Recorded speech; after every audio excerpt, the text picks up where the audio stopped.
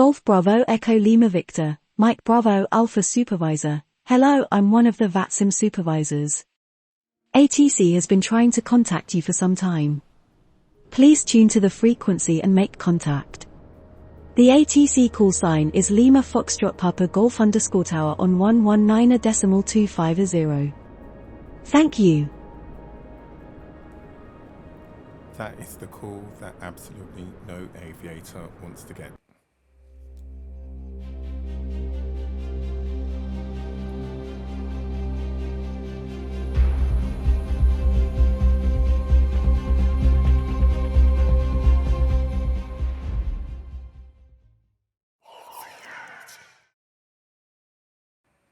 Well, welcome back. If you've been watching any of my previous flights, you would have seen that I've been working really hard to get my proficiency back up so that I could get onto VATSIM and fly live rather than flying offline and having to just deal with the Microsoft AI ATC.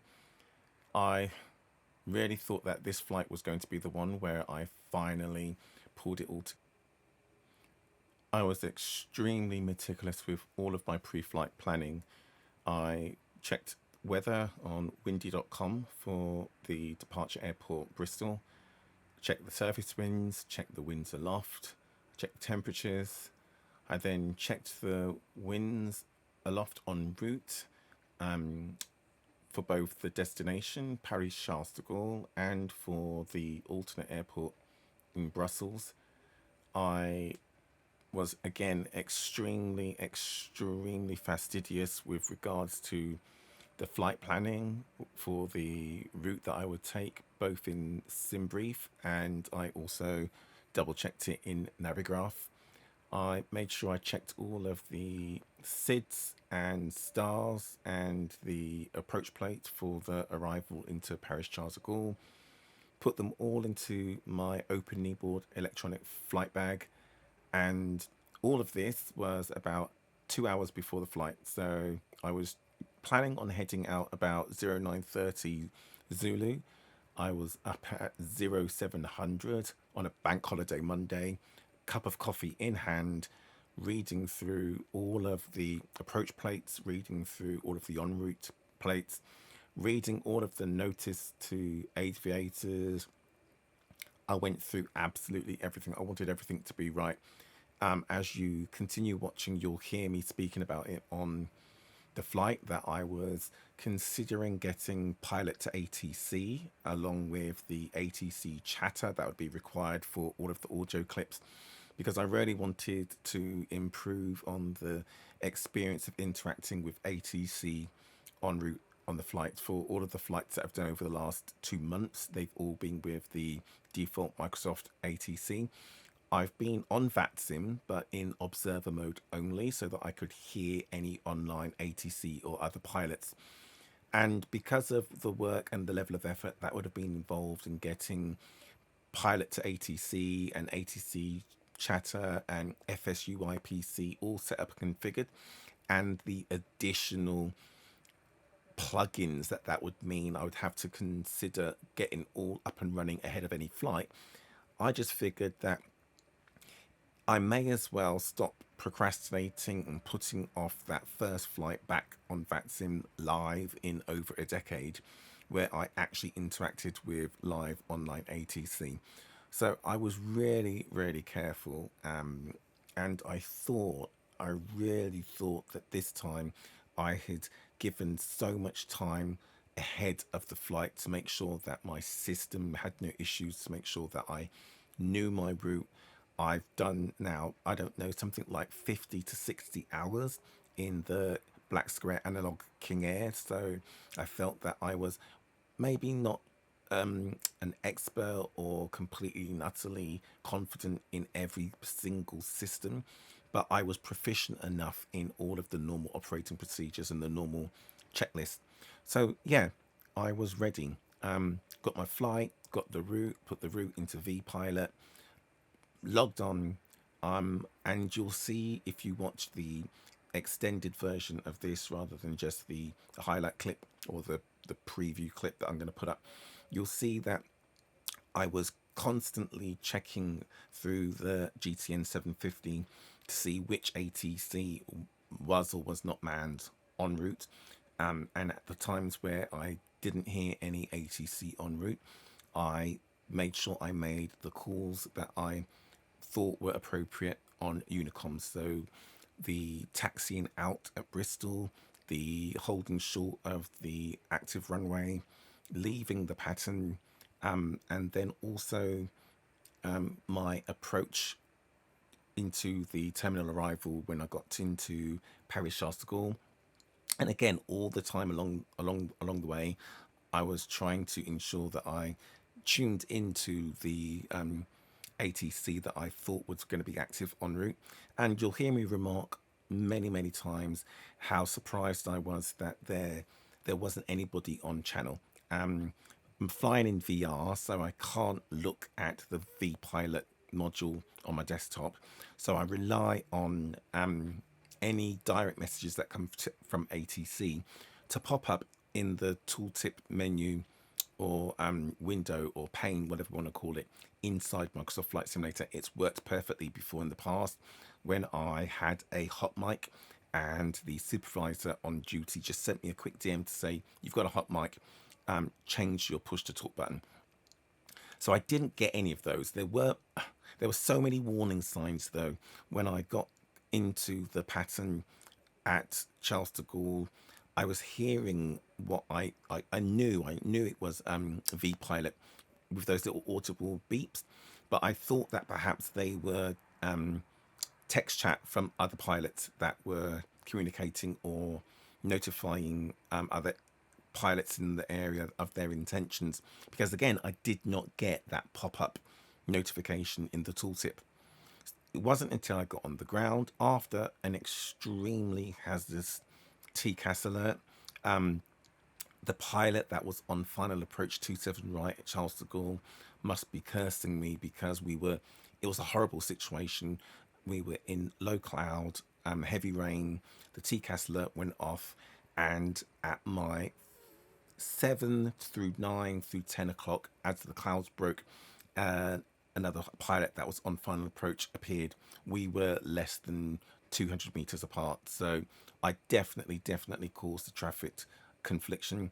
I definitely was out of sorts as well, because as I was getting into the approach, getting ready for my arrival, again, I rehearsed it, I'd mentally prepared myself for it, and then again in VR, I'm going to blame myself, it's myself, not VR.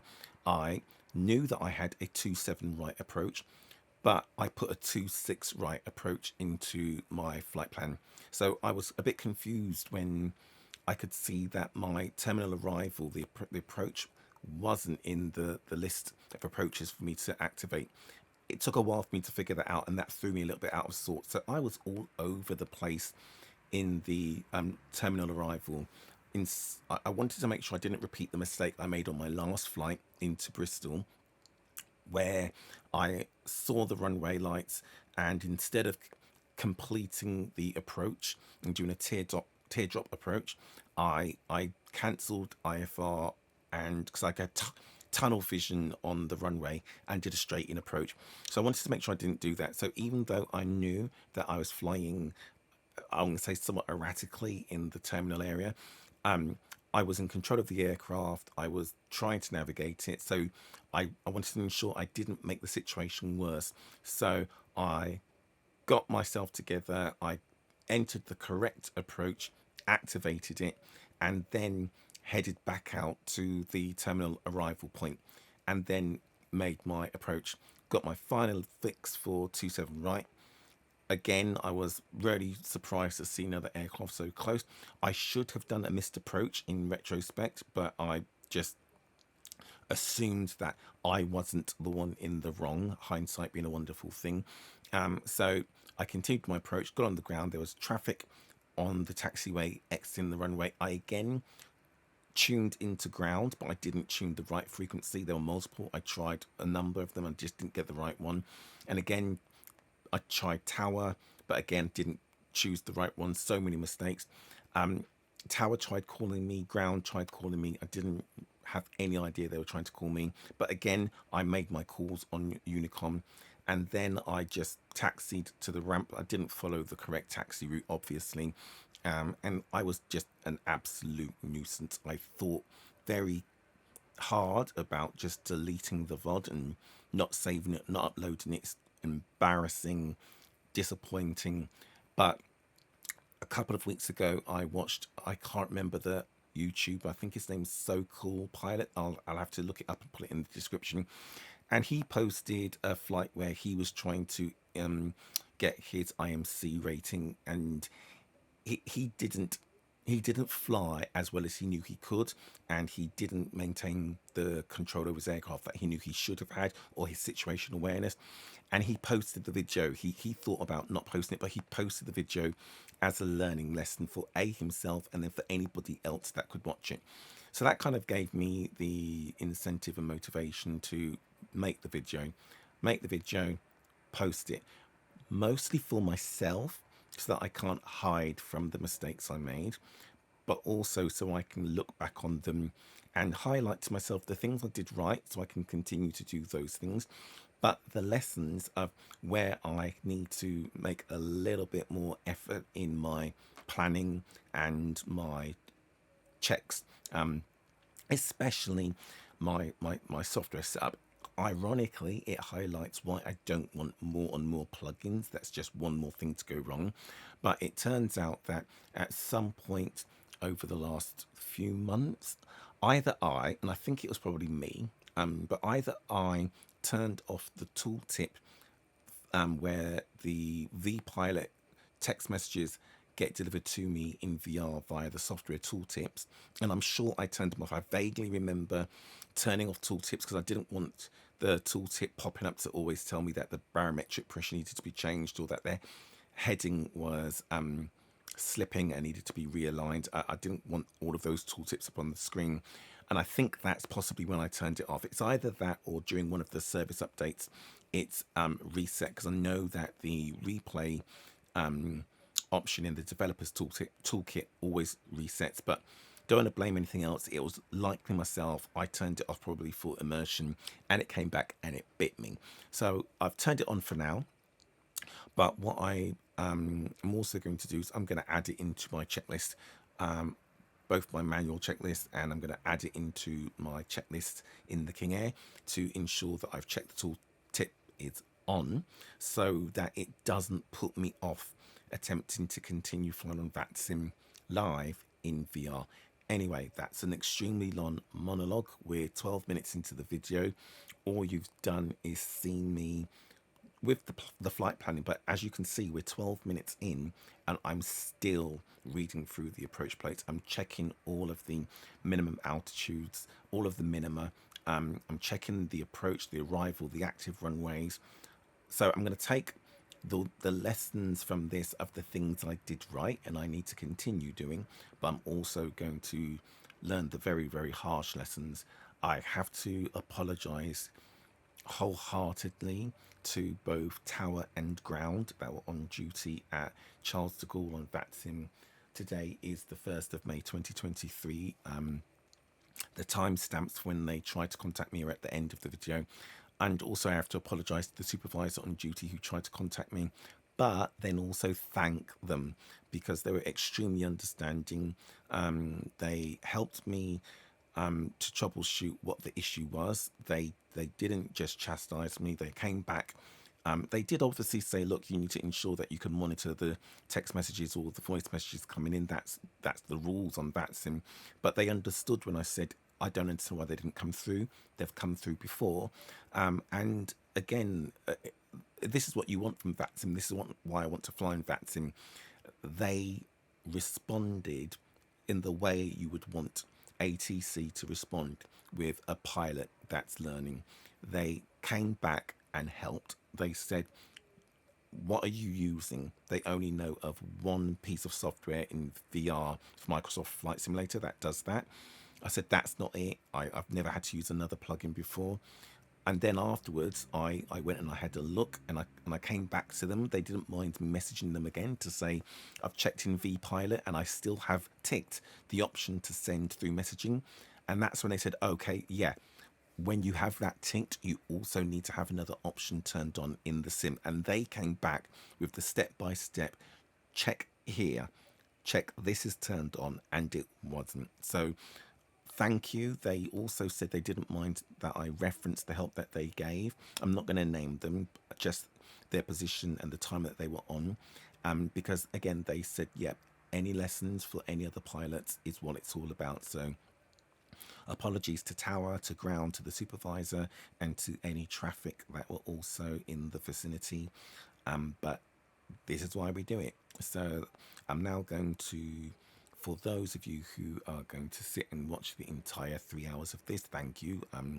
You get to hear me waxing lyrical about why I'm going to fly VATSIM, and I'm not going to use the plugins for the artificial or AI ATC, so you can laugh at me for being so, for my hubris. But then for those of you who really haven't got the time for this, I'm now going to do the abridged version and speed up the video from here on in. But anyway, I'll see you in the skies, and good luck out there. So as I'm going through the flight briefing, just checking all of the details, all of the numbers, to again make sure that I've got all of my planning right.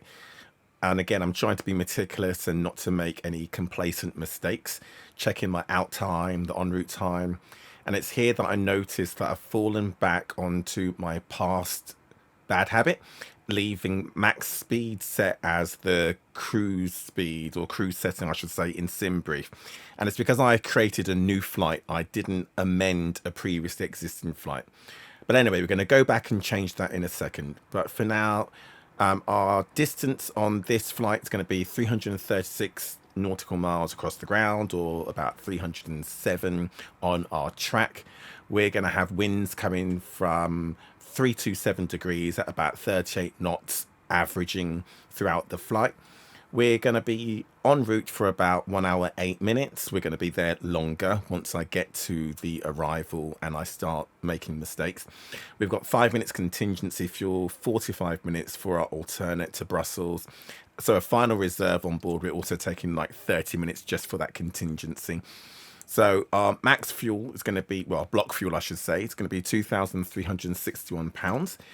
And yeah, we're good. But again, let's go back. Let's reset it to max cruise, not max speed, just so that we get a better cost index, get better range, and we don't have to push the engines and gun them all the way along the flight.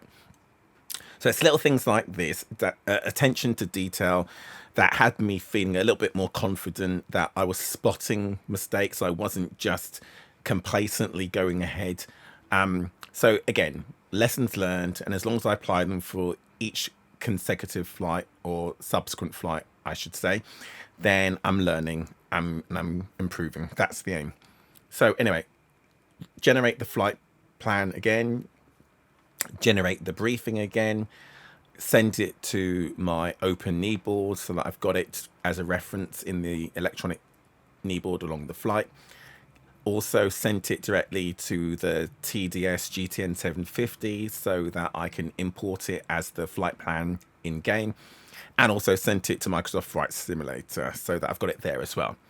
So here we go, same briefing, just updated. We now have max range, and you can see that some of the details have changed slightly. Instead of 1 hour 8 minutes, we've got a trip time of 1 hour 20 minutes. And our block fuel is now 2,219.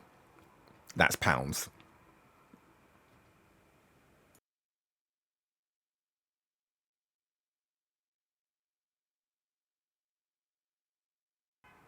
So from here, we're then just going to take a look at the routing that we have into the flight plan as well. We've got our routing for alternate at Brussels.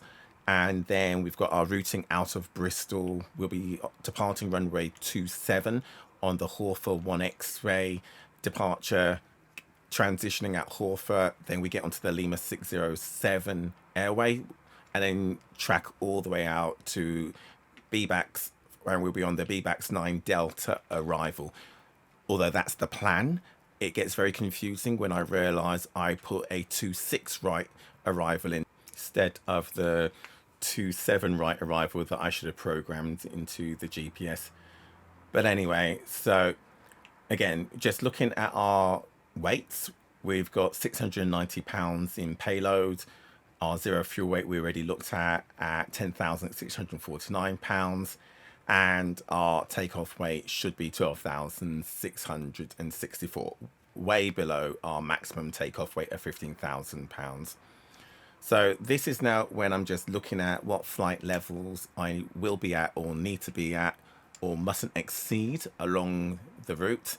So you see we will be at 4,000 feet when we get to the initial Horfer 1 X-ray, then up to flight level 120 because we've got a 6,000 feet transition in Bristol. Then we'll get up to flight level 213 to 238, 280, and then 290 at the top of our climb. And then we'll be at that for a really short, maybe 21 nautical miles before we immediately start to descend down to flight level 267 at Vapid to be at 230 by Midhurst. And then we'll be at flight level 230 all the way through Seaford, Waffoo, Hardy, and then all the way until we get into the France FIR, when we get down to flight level 190 at PTAX.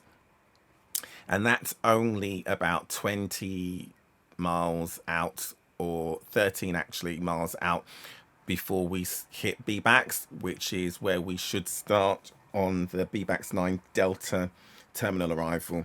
And as I said before, there are a few things that go slightly wrong at the beginning of the flight. You'll see them, just the usual technical difficulties with peripherals or the Microsoft Flight Simulator or my desktop computer. And I think that's where I started making mistakes, because it didn't go smoothly. On previous flights, when it's really started to go badly at the beginning of the flight, I've just cancelled the flight. I've just decided I've spent 10, 15, 20 minutes troubleshooting. I'm not in a good mental state to continue the flight because I'm rushing, so I've just cancelled. Today, I thought I troubleshooted the issues pretty quickly, so I didn't think that I was frustrated. I didn't think I was going to go on and make any mistakes. But as I said, you'll see as we get further on through the flight that when it comes to programming the GTN 750, I put a 2-6 right arrival in rather than a 2-7 right. And you can see from our filed flight plan, I'm planning for a 2-7 right. So when I'm looking for the BBAX 9 Delta arrival, it's not showing. You'll see that it's not showing. And it's not showing because I've selected the wrong arrival, so it's not there. It's not meant to be there as an option. But again, another lesson learned opportunity. I won't make that same mistake on the next flight. This is the routing that I should be taking, that I'm planning to take. And then this is our arrival to get us onto the final approach fix for a 2-7 right arrival. And it's at this point later on in the flight where, in retrospect, I now realize I was missing notifications from ATC. And at this point, I was breaching all sorts of rules. I was in controlled airspace, not in contact with ATC. And when I get onto the final approach fix, you'll see later in the flight that we have a TCAS traffic alert and a traffic conflict. We have another airplane pass by us on the left, less than 500 meters, probably 500 feet. So anyway, this is me now going through all of the NOTAMs. So there's a parachute display in the area for our departure. Looking at the NOTAMs for Charles de Gaulle as well. And then there are pages and pages of NOTAMs, and some of them aren't applicable to our flight. There's some that are pretty much in every routing that I've filed for the last like 4 or 5 months. Some because of the conflicts in Ukraine, some because of activity taking place in the London and Scottish FIR. And because they're still active, they will always show up in the NOTAMs. So I'm trying to get into the habit of not just skipping this in the briefing, going through, trying to build up as best of a mental picture so that I'm aware of that situational awareness I should be taking into the flight. So this is what I was doing between 0700 and 0800 the morning of the flight. This is why I thought I was doing all of my due diligence. I thought that I was really prepared for the flight. I wasn't just rushing in. And I was doing this not just because I want to become more proficient and build up good habits, but I was conscious that today I was going to go live active on VATSIM for the first time since around 2011. So you can see loads of NOTAMs, and it's really good because it gives them for each fix along the flight. And I can't remember the technical term for this, but you can have NOTAMs that are for your routing, NOTAMs for a region, and this is NOTAMs for everything that's along my route. So scrolling through really quickly, I do read them again and I read them later. And again, like I said, I'm putting them into my electronic flight bag, open kneeboard, so I will have them and I can refer to them during the flight. Or at least that's the plan. That's what I've done on the longer flights that I've done over the last month or so. But anyway, that's the end of the briefing. Now it's moving on to the weather, so I can see what the winds are like aloft, and I can also see what the winds are like through the entire flight profile from departure, climb, cruise, and descent.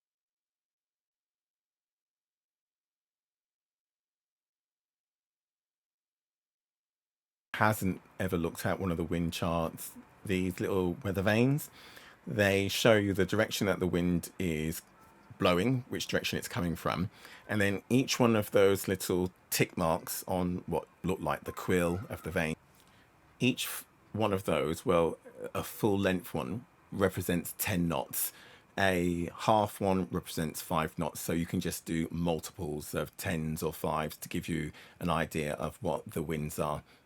So it's a really good way, once you know how to read it, to visualize the direction the wind is coming from and the speed the wind is coming from without having to have the page full of numbers. And for those of you wondering what the solid triangles look like, I believe they represent 20 knots. Get onto the final page, you can see that it's a nice way to see how the winds will be throughout the flight profile. And you can see here, this represents really nicely that we're at the top of our climb for the shortest distance, really.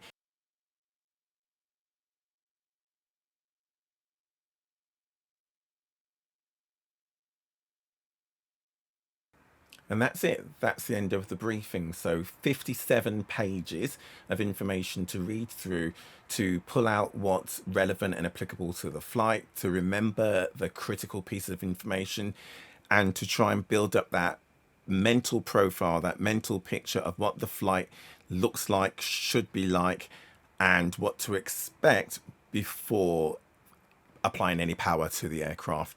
So that's the habit I've got into, going through the briefing in detail before a flight. Now what I need to do is get into the habit of being able to do that and executing everything correctly on the flight.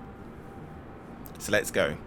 Pre-flight inspection, walking around the aircraft, ensuring that there are no signs of damage, no leaking fluids, make sure that all of the bulbs are functioning, nothing's broken, check the tires, check the cowlings, check the propellers, just making sure that the aircraft is airworthy.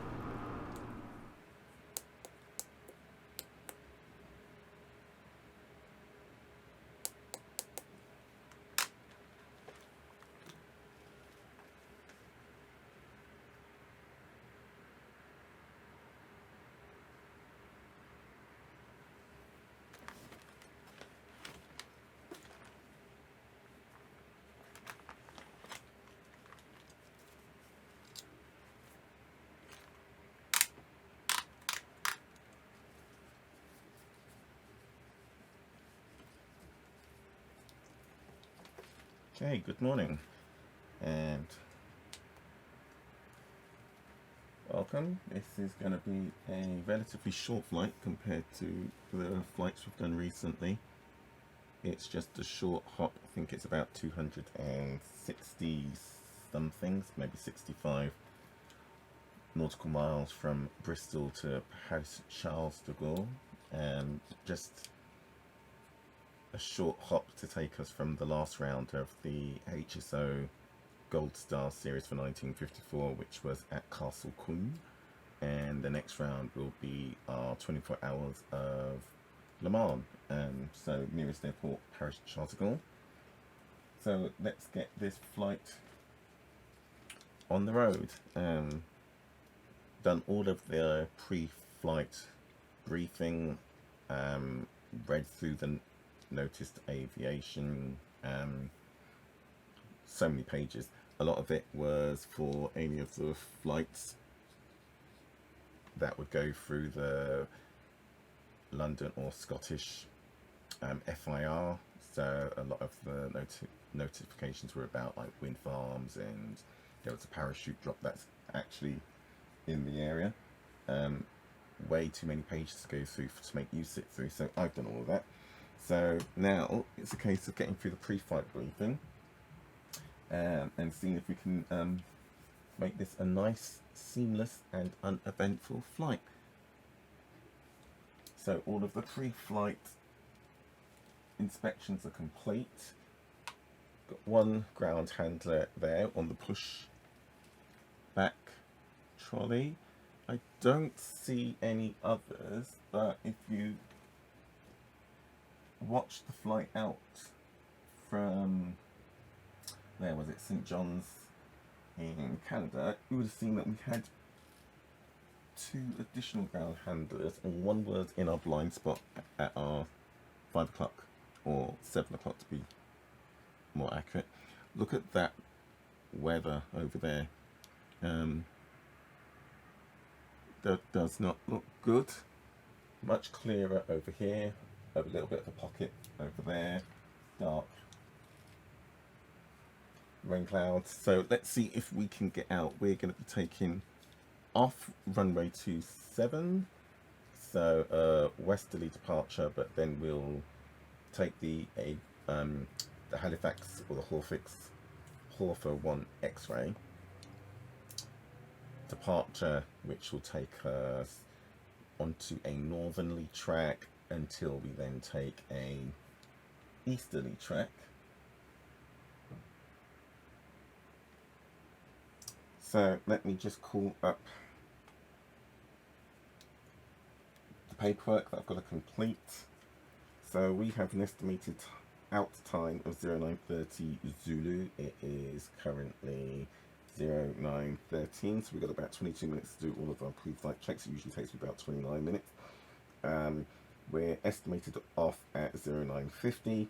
So as long as we get the power on by 0930, or at least we're halfway through our checks, we should still be able to make that off time. And then due in 1110 estimated, Paris Charles de Gaulle, with an in time of 1118 Zulu. Scheduled should be that we would be on at 10:52 in at 11, so expecting maybe 20 minutes worth of en route delays. That's going to be probably due to weather and all sorts. We have 3 passengers on board, payload is £695. It was estimated at 690, and fuel on board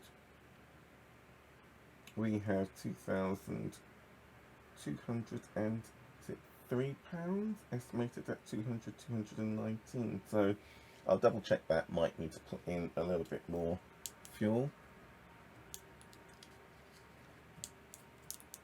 Let's get rid of this.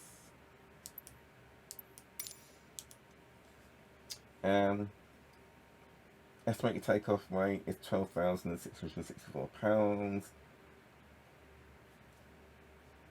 So our route should have had we should be, again, taking off on runway 27. We're at the Hawtha 1 X-ray, transition at Hawtha. Then we're going to take Lima 607 to Al-Had, and then November 859 to Vapid, then Lima 18 to Midhurst, then Yankee 803 to Seaford, then Mike 605 to BBAC for the BBAC's 9D arrival, well, approach, I should say, sorry, to Paris Charles de Gaulle. We'll select our arrival when we get closer. We are expecting runway 27 right for the ILS approach. So let's get to the checklist. Tighten our harnesses, or for us in VR, our HMD. Okay, so the pre-flight inspection is done. Emergency lights can, let's put them on. It's a bit dark in here.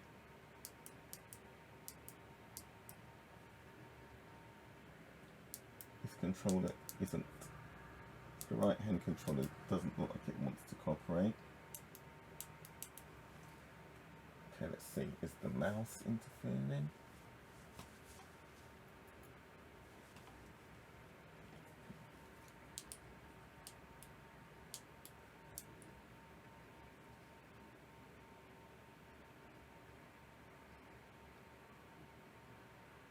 Not sure why it's so sensitive. I might need to check that just to see what's going on. Okay, that looks better. Okay, so emergency lights on, air stair doors are locked, emergency exits are unlocked, cabin loading is complete, and as I said, seatbelts and harnesses are secure. Parking brake is set. Control locks removed. Yep. Standby and crossfeed pumps are off. Auxiliary transfer pumps are at auto. Pilot circuit breakers are all in. Just double check the co-pilot side. Yep, they're all in at the moment as well. Battery bus is at norm. Gang bar is still down. External power is off. AC inverters are off. Auto ignition is off. Avionics master is off. I'm just going to double check to make sure that the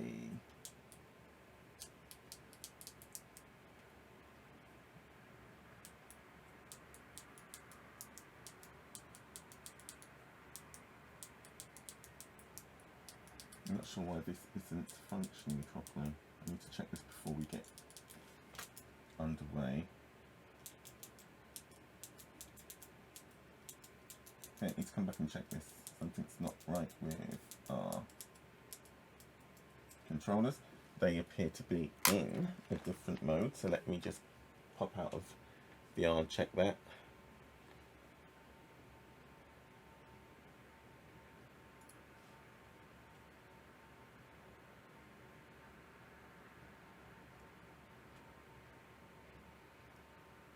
Not sure why that's not working. Let's do a quick calibration. Okay, let's check.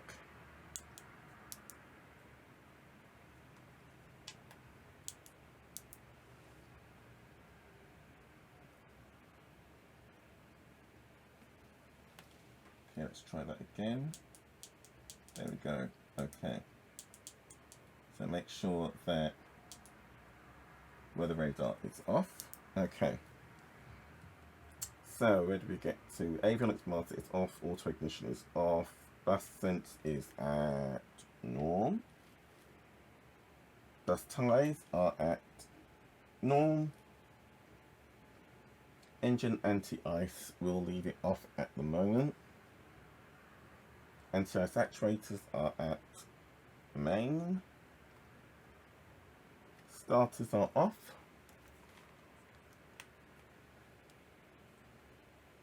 Auto feather is off.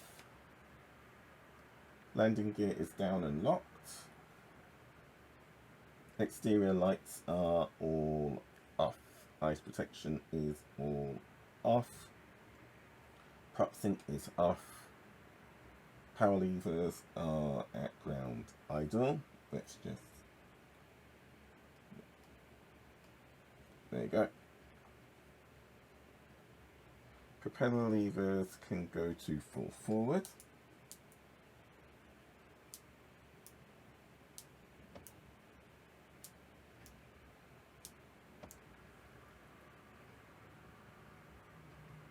Condition levers can stay at cutoff. Flaps are in the up position and indicating up. Friction locks are set. Trims are centered. Passenger oxygen and oxygen manual dropout. Manual dropout is down. Passenger oxygen can come into the up pull position. Cabin pressure mode is at pressure. Rudder boost and electric trim coming on.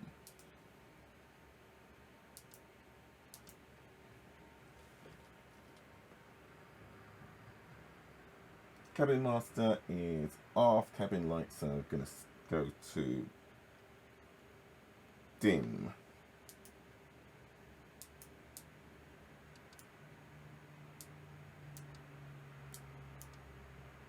We'll put cabin accessories into what I call the coffee mode. No smoking and fasten your seatbelt signs coming on. No smoking on this side either. Anyway, vent blower is at low. Cabin temperature, we'll leave that as it is and leave it in the off position for now. Bleed air to environment off.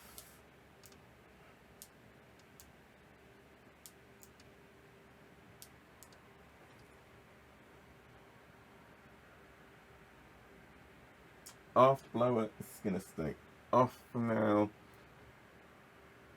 Oxygen 50 psi plus, and then we're going to double check that the alternate static air is still in the norm position. Co-pilot circuit breakers, check one more time. Out and in. Lighting master is going to stay off for now. Windshield wipers are all, let's double check. They are in the off position. Cockpit lighting can stay as it is. Microphones are in the norm position for pilot and co-pilot. Battery master can now come on.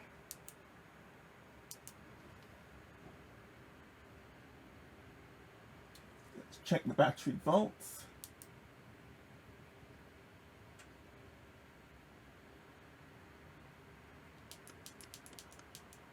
$23. Let's test annunciators.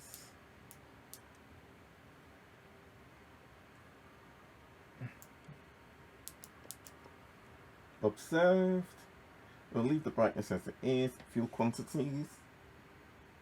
Want to check that, so let's just check that. Yep, 2,203. We need to add some.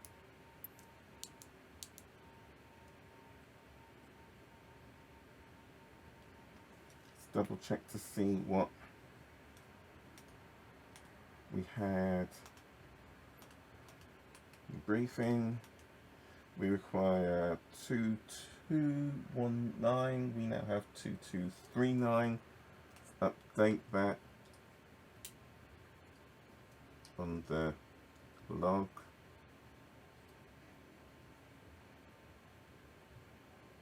Two 239. Okay, perfect.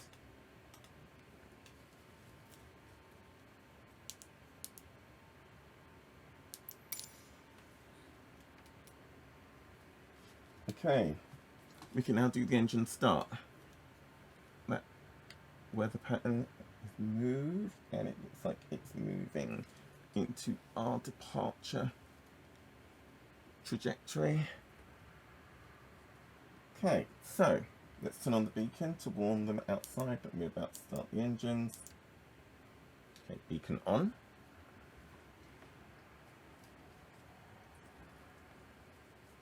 It's a bit warm in here, we'll get the AC going soon.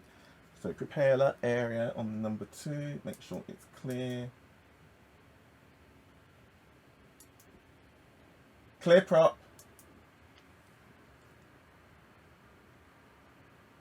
Gen ties them and close at night.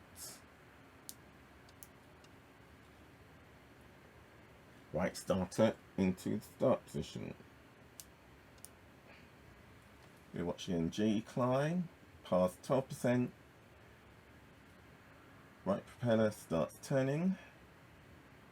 And wait till it's at 20%. Right condition lever to low idle. We'll watch the ITT. Nicely settling. Cool. Didn't get above 10.95. Oil pressures and temps are in the green.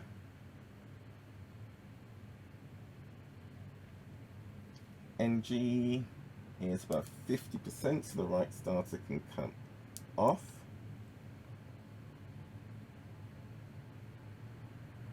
Right oil and fuel pressure annunciators are extinguished. Right generator can go to reset and then on.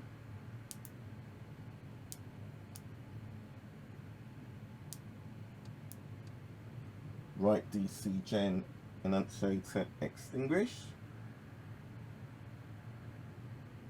Let's check the gen load at 10 to 50%. Check the right gen volts.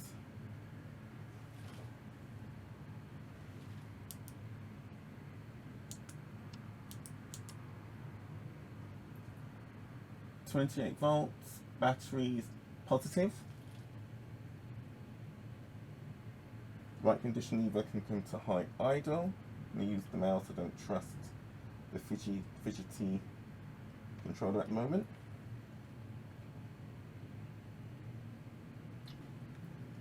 Clear the left propeller area. Clear prop.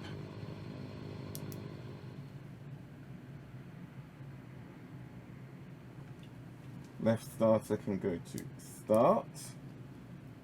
Watch NG above 12%. 20%. Left condition lever can come up to low idle. Watch the ITT, make sure it doesn't go above 1090. Excellent, 2 good starts.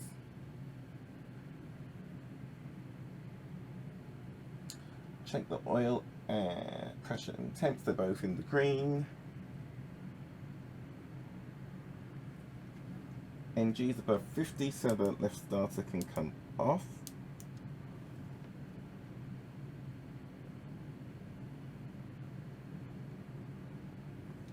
Left oil and fuel pressure annunciators are extinguished. Right condition lever can come to low idle.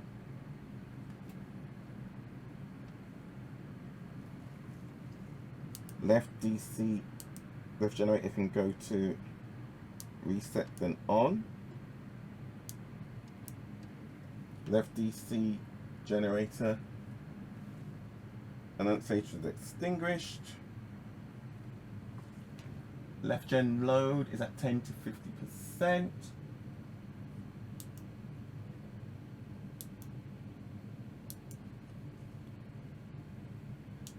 And left generator 28 volts and battery amps positive.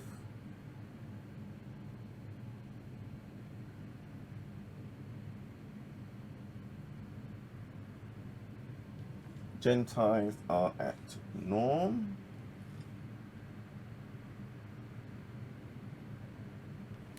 Right generator hold reset.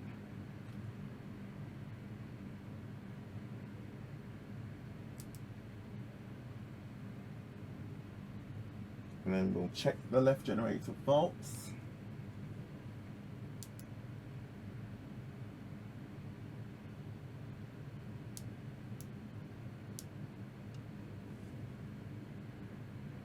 .28 volts. We'll do the same for the right generator. Left generator, we'll hold that at test. Okay, that went off, so let's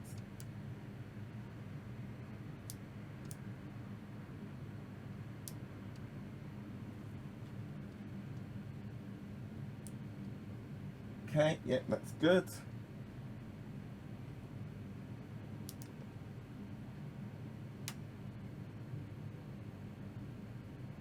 Enunciators, observe. Let's test them and consider.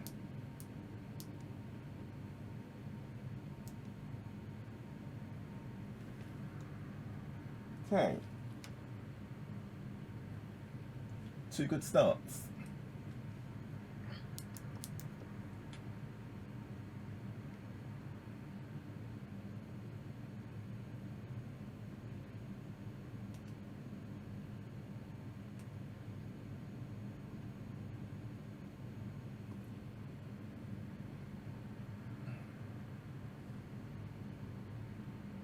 Okay, good, good.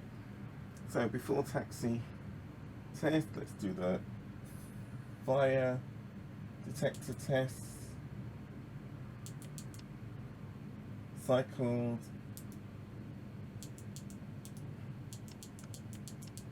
Enunciators observed.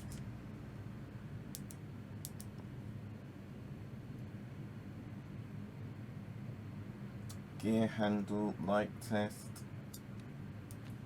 Stall warning test. Check. Gen ties to open.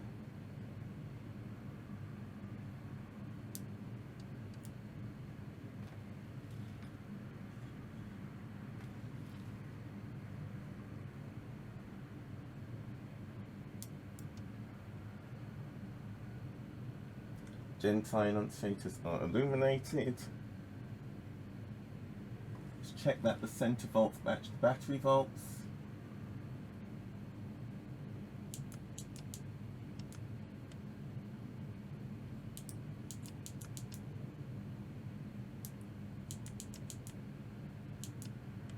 Check.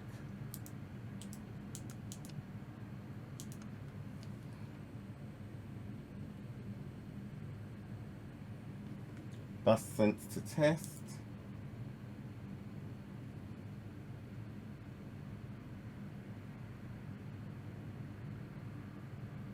Gen ties to norm.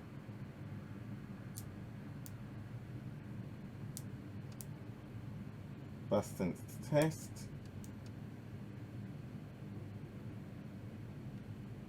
Gen tie enunciators are illuminated.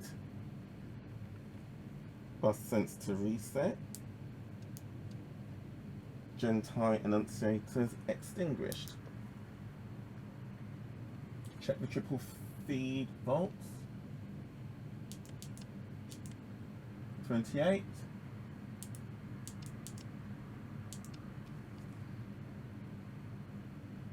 Bleed air valves coming open.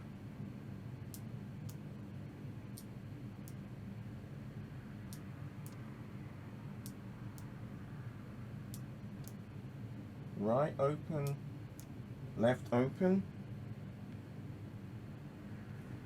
Check the pneumatic pressure in the green, hydraulic in the green, gyro in the green. I meant not hydraulic. Temperature mode can go to auto. It's currently 12 degrees C in here. Let's get that to warm up a little bit. Duct temperature as desired. Electric heater, let's turn that on.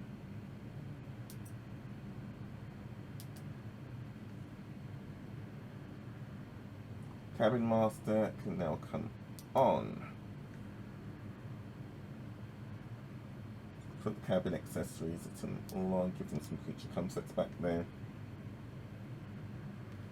Gyro suction in the greens, looking good. AC inverters can now come on.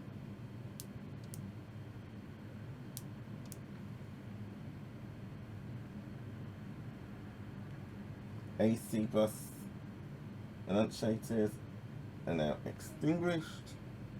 Let's check the frequency, 400 volts, 400 hertz, excuse me.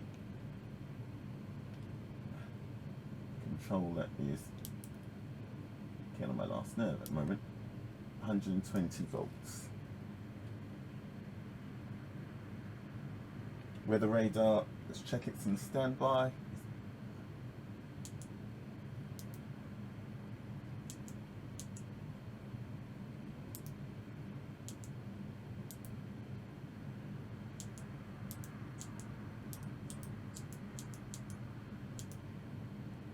Okay, standby.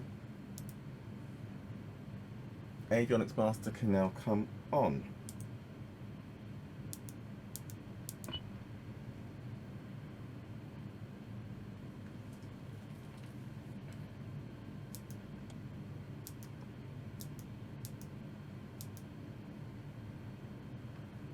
Take off the autopilot. Let's check the remote compass. Check. Slave aligned. Flight instruments, we can now get these set.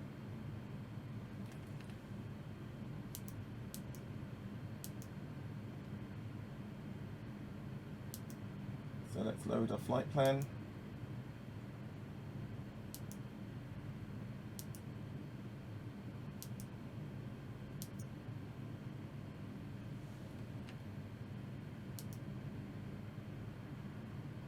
It's got an unknown waypoint that we need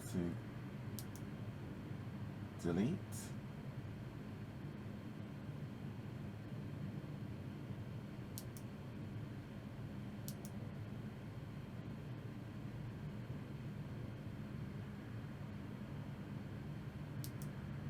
Store it, preview it. Nope, gotta remove the. So let's edit to remove the locked waypoints. Edit anymore.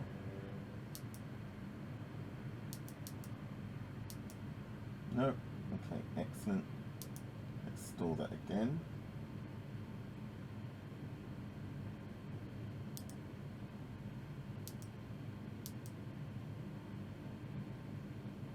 Okay, let's activate it.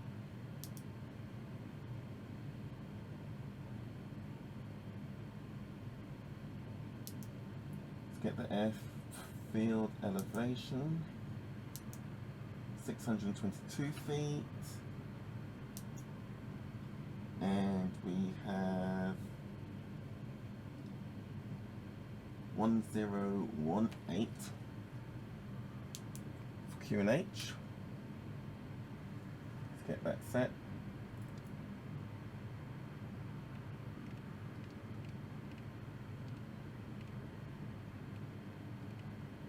Okay, done.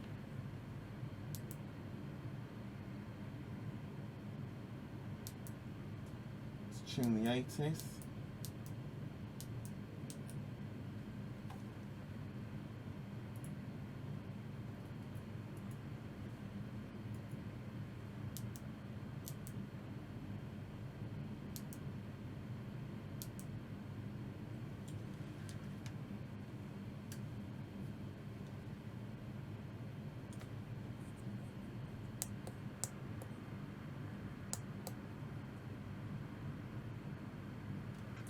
Just need to double check that we're not transmitting live with a hot mic on VATSIM.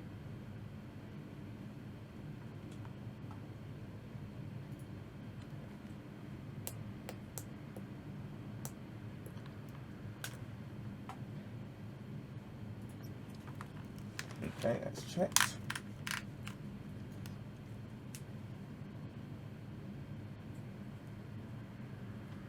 So again, let's try that again. Tune the ATIS.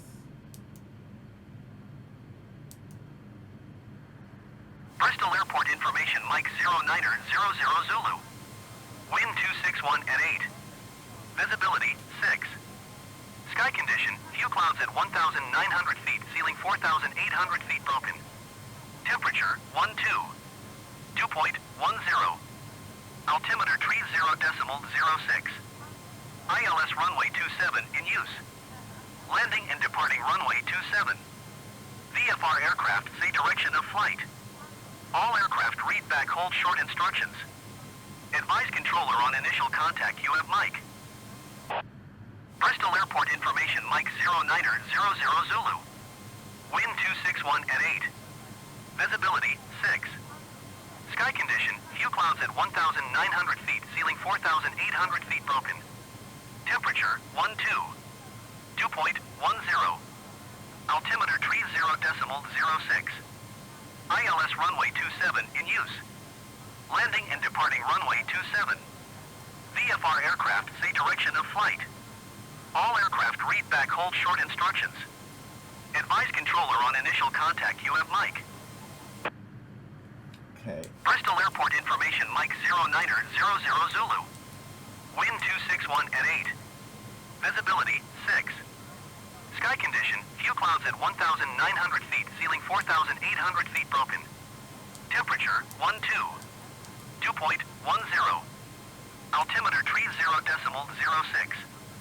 ILS runway 27 in use. Landing and departing runway 27. VFR aircraft say direction of flight. All aircraft read back hold short instructions.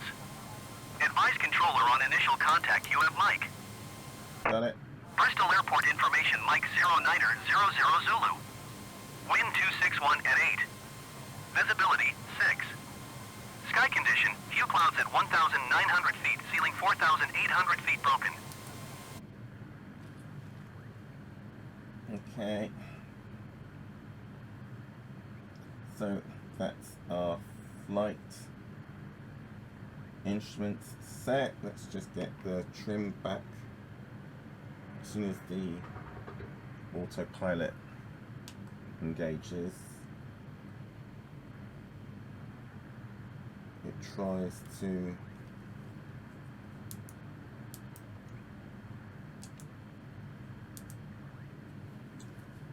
pitch the aircraft into either a climb or a descent for whatever the difference is between zero altitude and whatever the field elevation is. Okay, so that's done. We've got information, Mike. Let's go back to our checklist.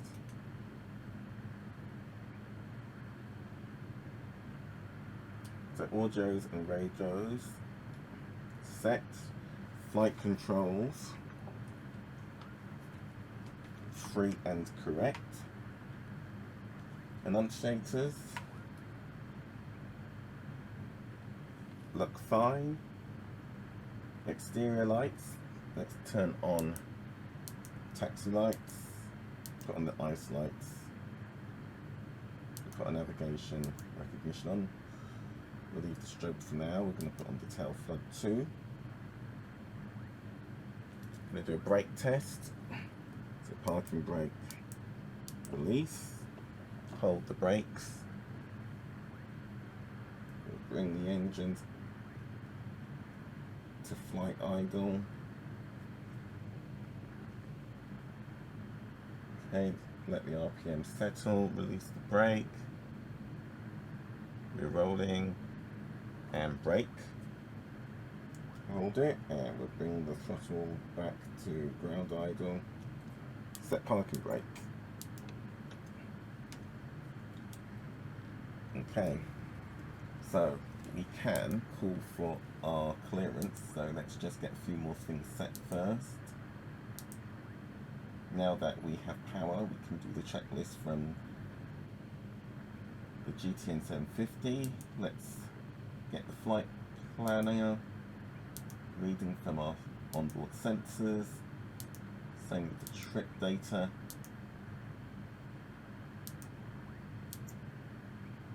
Okay. Flight timer has power on. 10:34 local. Let's put that, so that's about 4 minutes off our out, so need to find 4 minutes.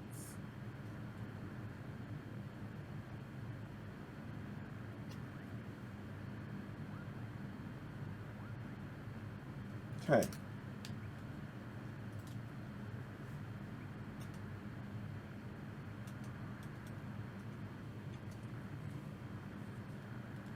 If we don't have ATC, we'll assume that we have our clearance, since we're on VATSIM.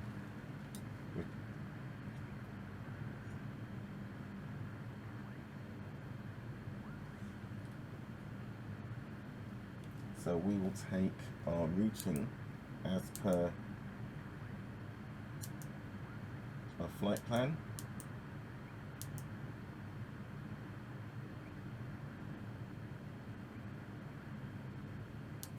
Let's load our departure.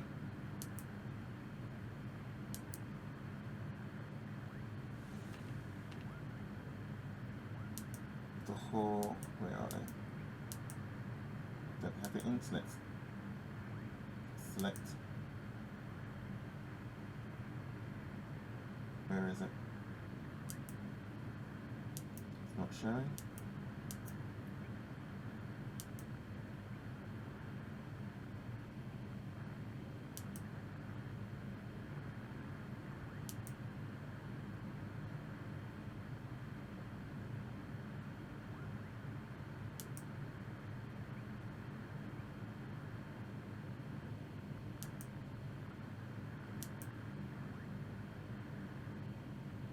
Okay, we need to pick a different departure.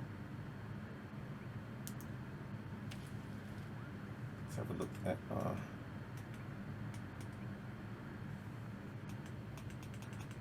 plate. So we were going to go with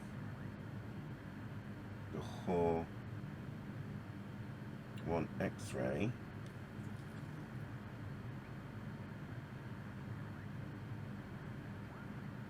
None.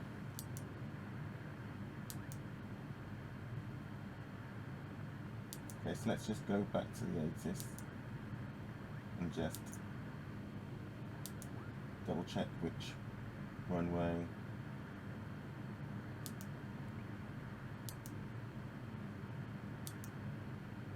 it said was. Bristol Airport information, Mike 09er 00 Zulu. Wind 261 at 8. Visibility 6. Sky condition, few clouds at 1,900 feet, ceiling 4,800 feet broken. Temperature 12. Dew point 10. Altimeter 30.06. ILS runway 27 in use. Landing and departing runway 27. VFR aircraft say direction of flight. All aircraft read back hold short instructions. Advise controller on initial contact, you have Mike. Bristol Airport information, Mike 09er 00 Zulu. Wind 261 at 8. Visibility 6. Sky can...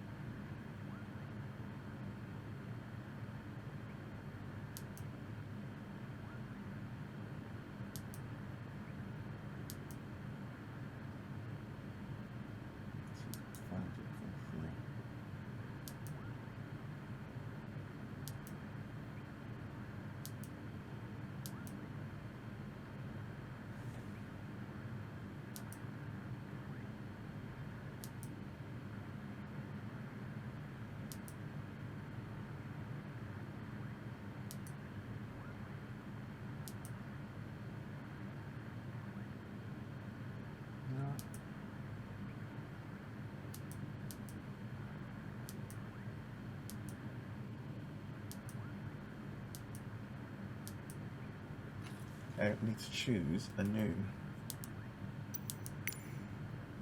departure.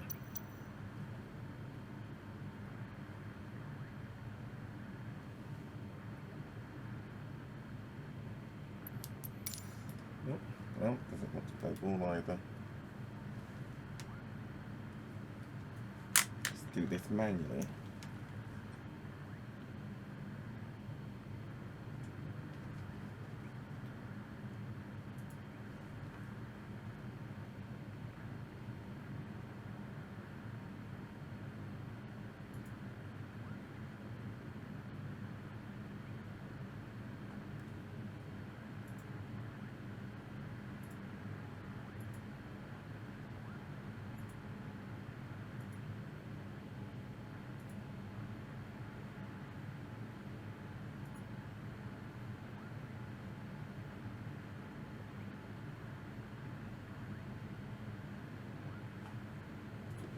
Okay, we'll go for a Beacon 1 X-ray.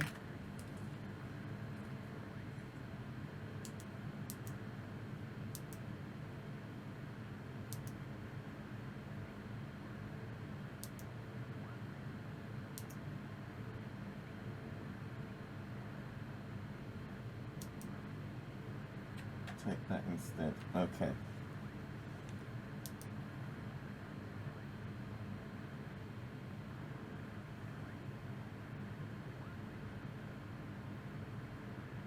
We'll set initial altitude 6,000, that's the transition altitude. We get back to our checklist. Okay. So we're now at the before taxi checklist. We can pull that up now.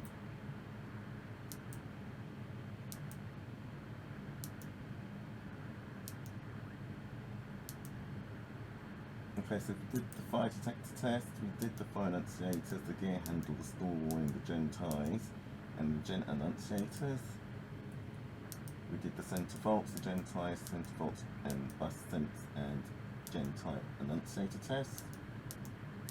Checked the triple thread faults. We checked the bleed air valves and the pneumatic pressure. Temperature mode is in auto. Put the vent blower, electric heater, cabin master on, cabin annunciators were checked, gyro was checked, AC inverters are on, AC bus annunciators extinguished, the AC frequency was checked, weather radar is off, or it's in standby, avionics master is on, remote compass was checked, slaved and aligned, flight instruments we've just checked, audio and radios are set. We're actually going to do one more thing. We're going to put COM2 into Unicom and monitor.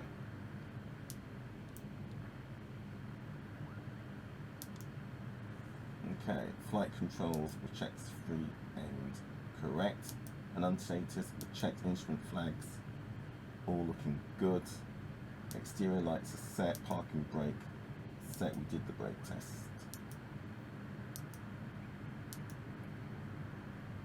So before takeoff, we're not there yet. So let's move from here so that we can do our run up. Just going to check again that there's no one around us. Parking brake release. Hold the brake. We will put right rudder in.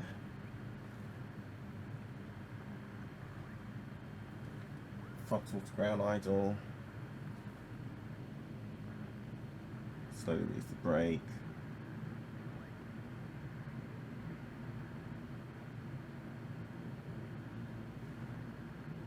Hoping that we don't decapitate our ground handler. Ooh, that's close. Okay.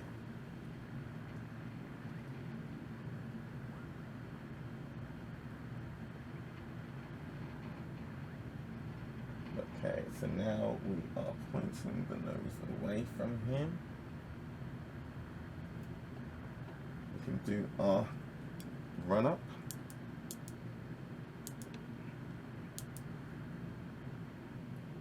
Okay, parking brake set. Throttles back to ground idle. Okay, nose wheel centered, parking brake set, electric trim actuated, check. Pitch trim is in takeoff position, check. Electric trim was cycled, annunciator was checked. Your damper is engaged. Rudder boost cycle, annunciator checked.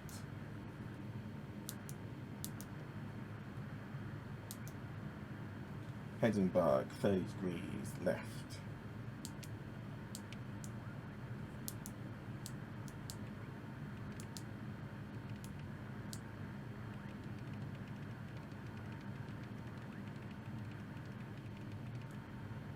Check.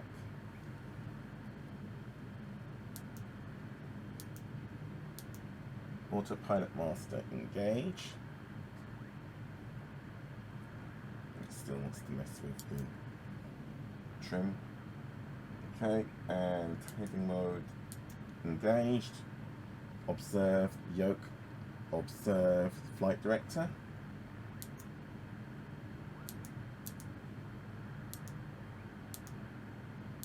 Edinburgh 30 degrees right.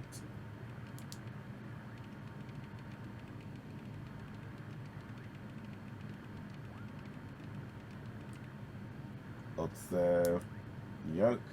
Observe flight director.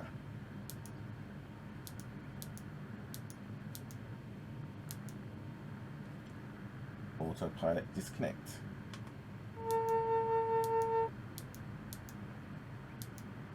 Reset trim.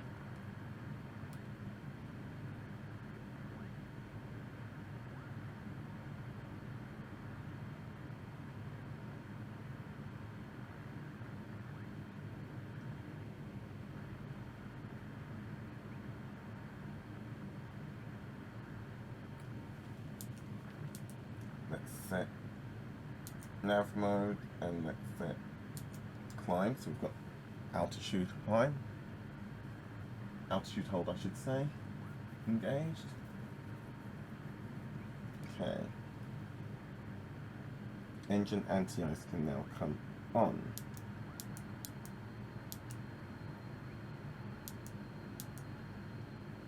Anti-ice actuators are at main.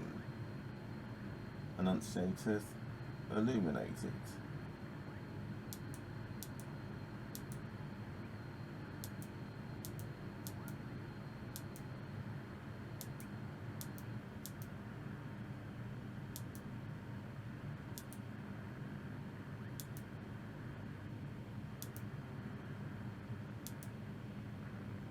Power levers are idle.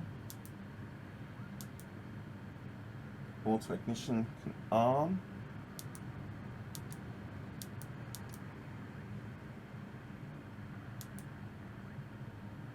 Check annunciators are illuminated.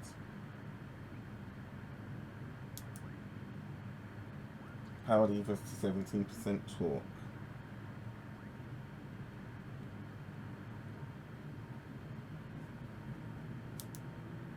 Observe.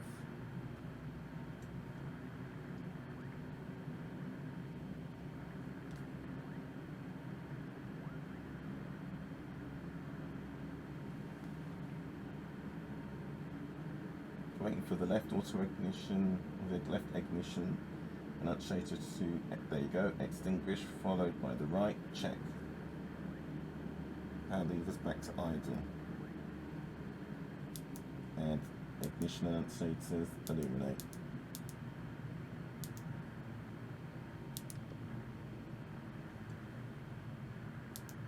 Auto ignition can come off.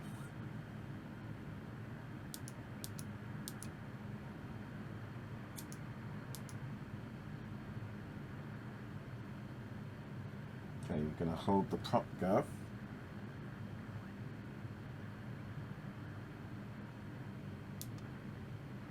And increase throttle beyond 16,000 RPM.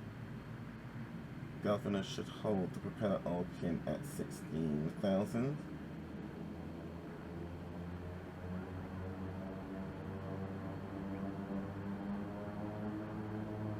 Check.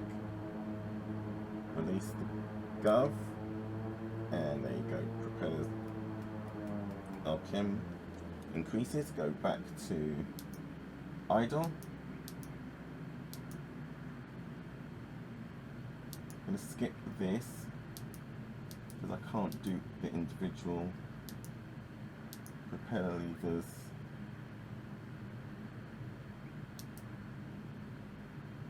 I don't have a throttle controller.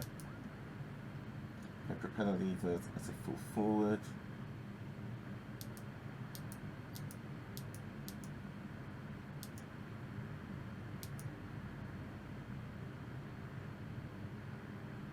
Auto feather, let's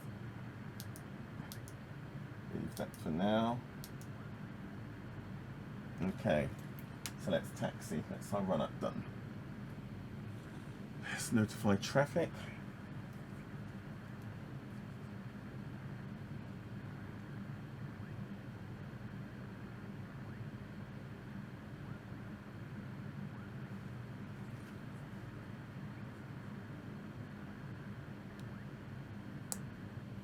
Bristol traffic, Golf Bravo Echo Lima Victor, taxiing from ramp, runway 27 departure to the west. Wait for that plane coming in.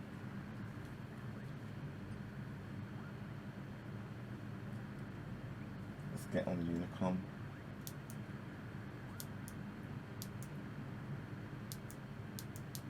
Make that call again.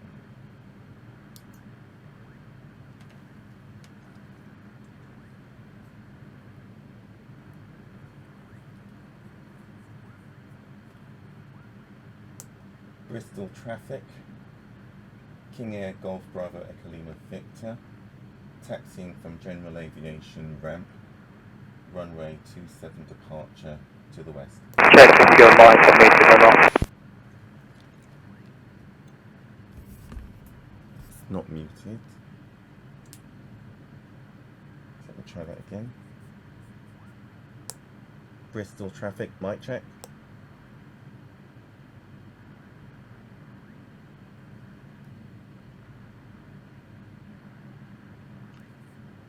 Let me just check that.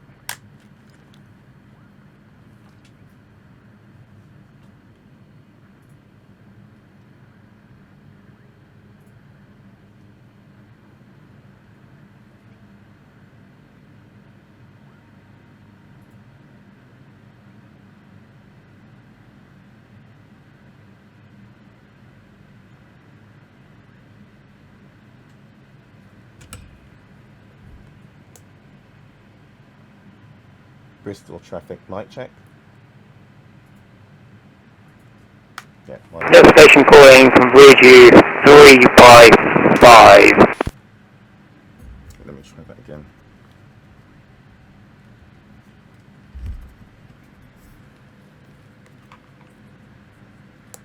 Thank you 3x5 have increased the mic gain. How copy? We're now hearing you 505 station calling. Thank you. No worries. Okay, so just had to increase the mic gain. We can now taxi. So, I'm going to turn on the strobe.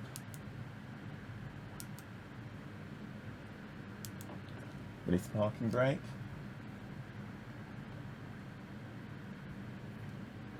And be really careful taxiing with the King Air. Once it starts moving, it keeps moving.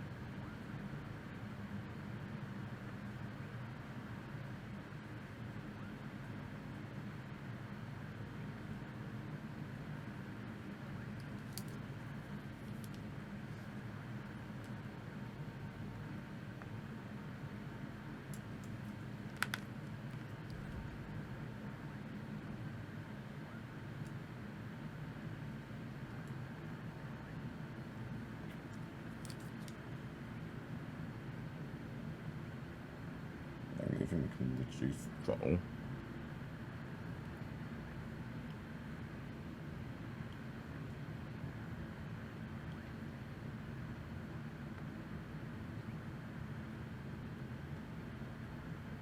Okay, another aircraft on taxiway. We'll give way.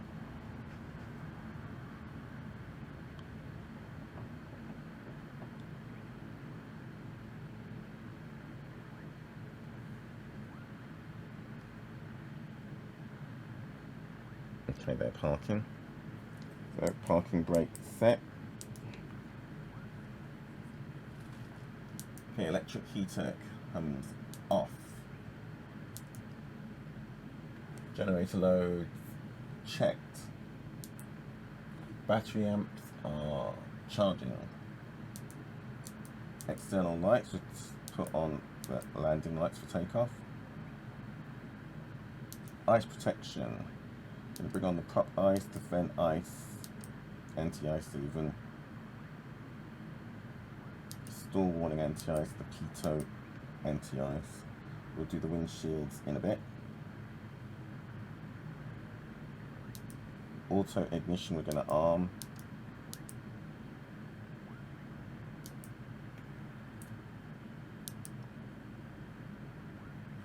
Going to arm the auto feather.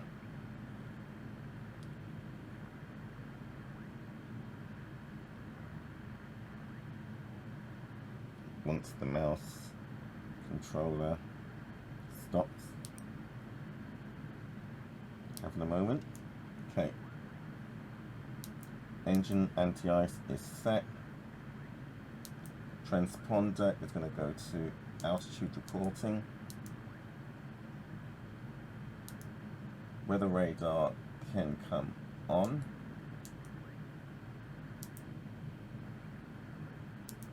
Propeller levers are at full forward. Condition levers are going to high idle.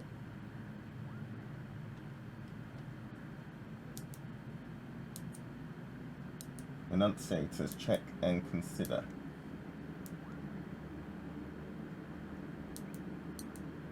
Okay, we are ready.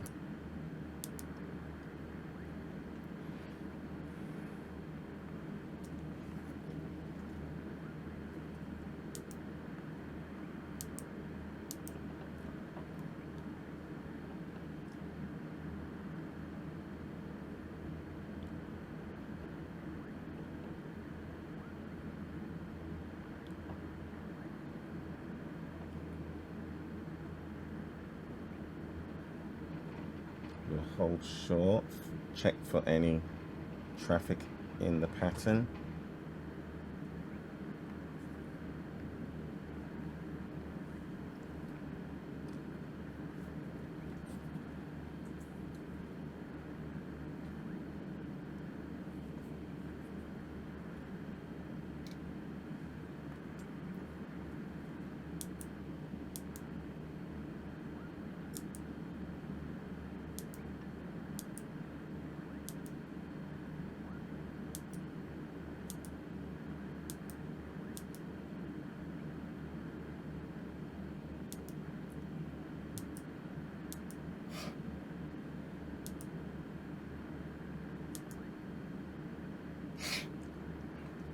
Okay, looks clear. We'll call and then we will make our departure.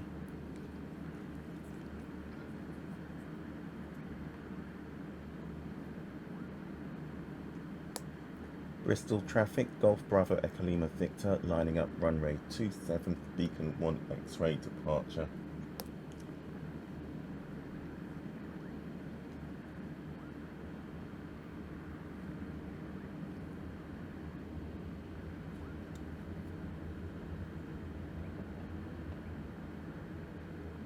Rarely moves when condition levers are at high idle.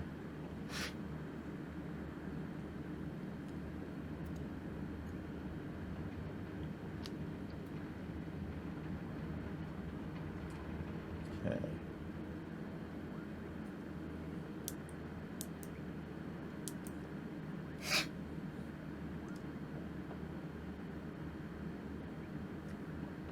Okay. Final checks.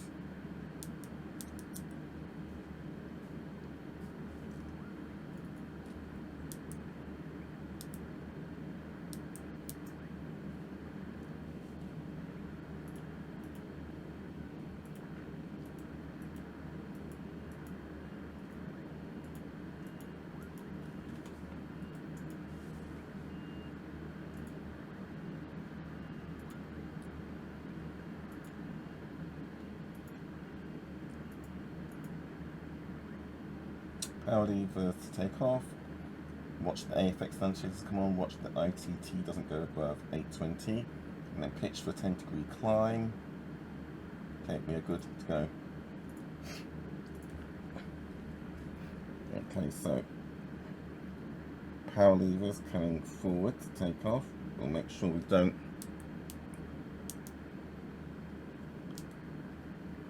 increase them too quickly.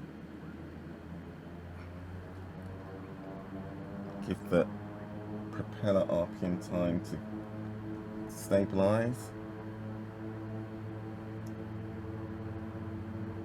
Might need a little bit of right aileron. Okay. Release the brakes.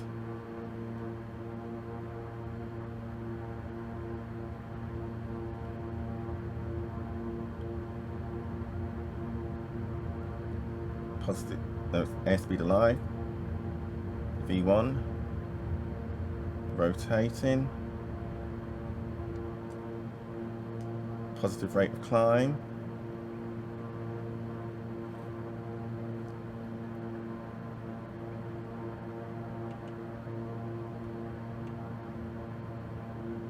Gear up.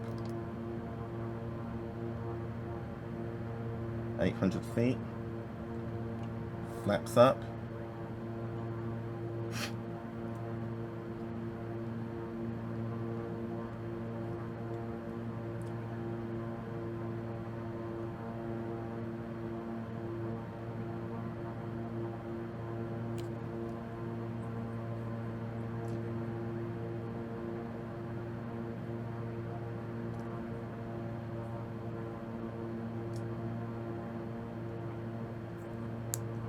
Bristol traffic, Golf Bravo Echo Lima Victor, leaving the pattern 270 degrees, 2,000 feet. Autopilot coming on.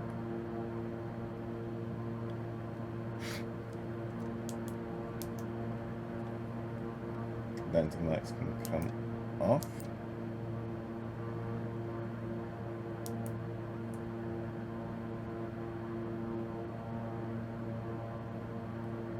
We can now just monitor Unicom.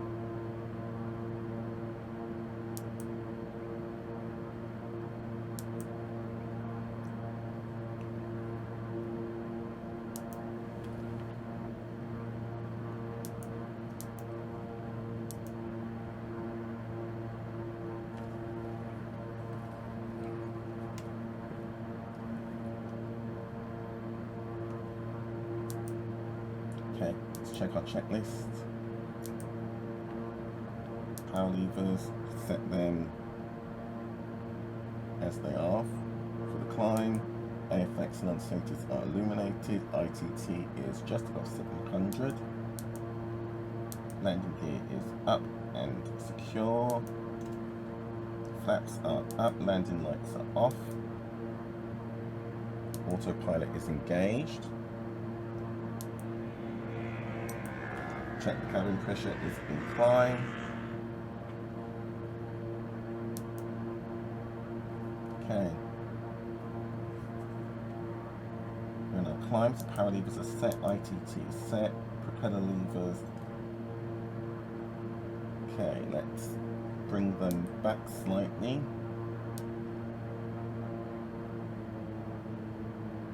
%.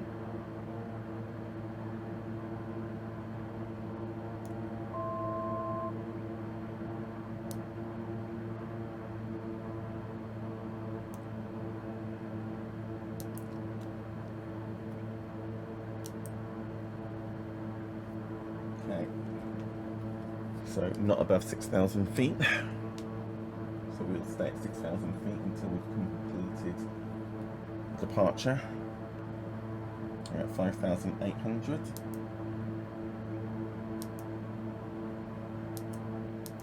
Prop sync can come on. I'll monitor the engine gauges, exterior lights as required. Ice protection, we're going to bring on windshield ice protection.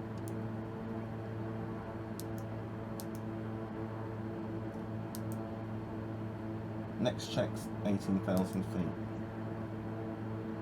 Flight level 180 since transition is 6,000 here.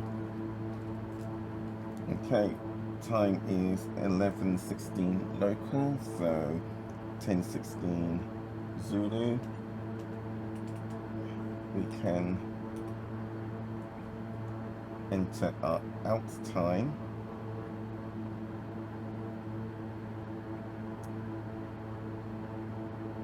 At 10:10,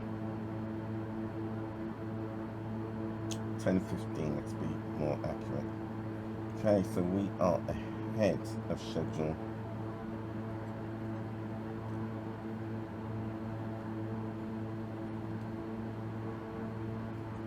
No, we're not. What am I saying?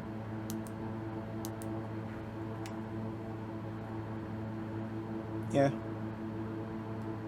No. We should have been off at 0950 UTC. So we're, yeah, like we said, we're about 37 minutes behind.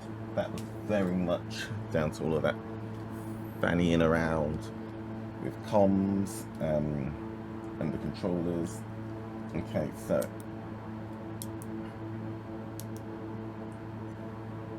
airspace alert. So we're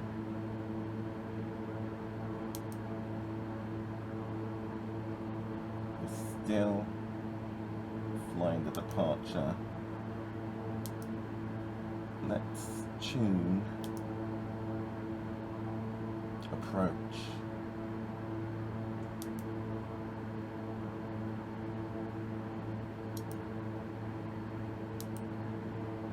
And monitor.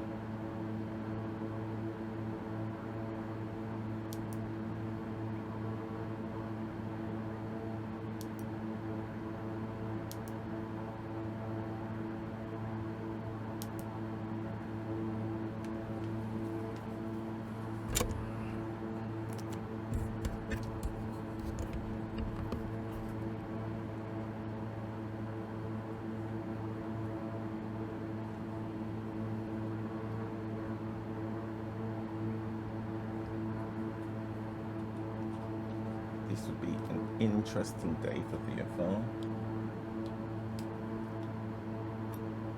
So 2 miles to the next turn point. Bit dark in here, so let's bring the cabin lights or the master light switch on.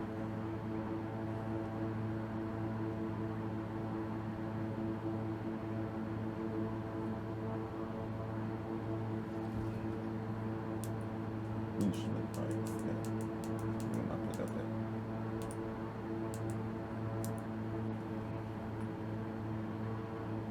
Too much.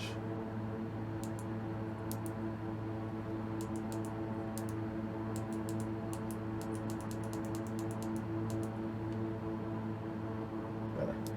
Okay. Breaking the clouds.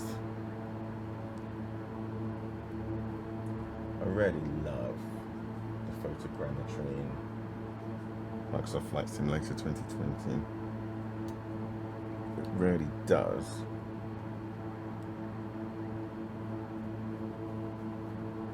make me think of all the flights, commercial flights obviously, no general aviation, but the flights have been on, we'll look out the cabin window and this is what you see. Okay, 6.5 nautical miles to the next turn.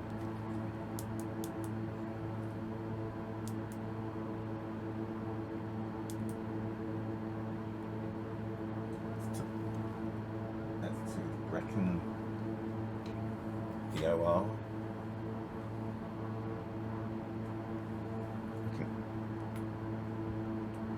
Update flight plan with the en route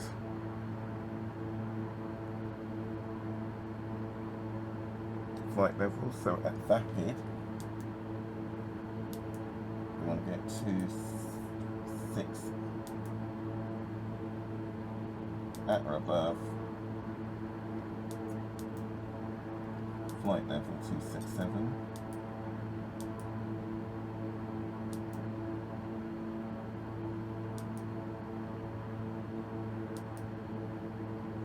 And then Midhurst is 230.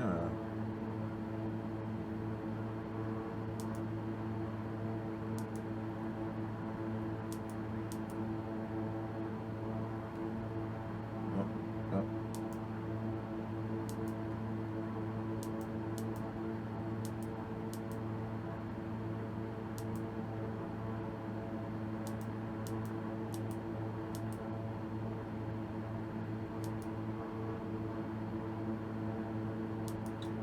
At or below.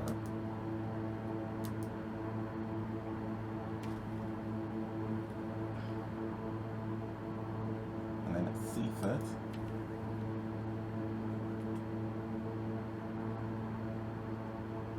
two 230.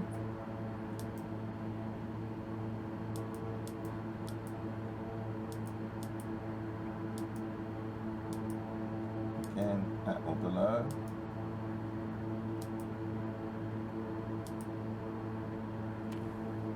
And then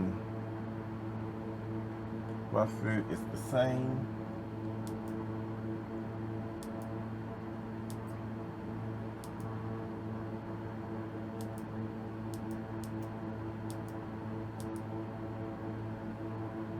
Same for Hardy.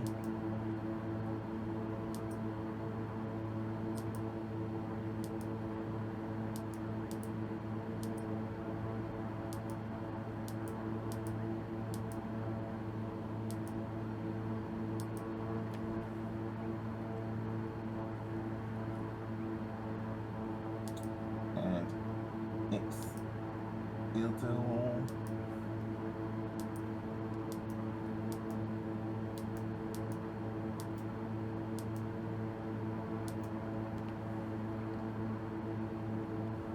Petax is 190.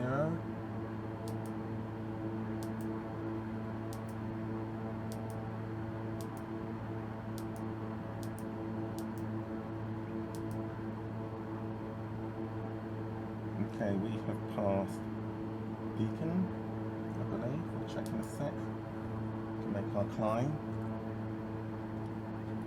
Let's finish putting in the en routes. BBEX.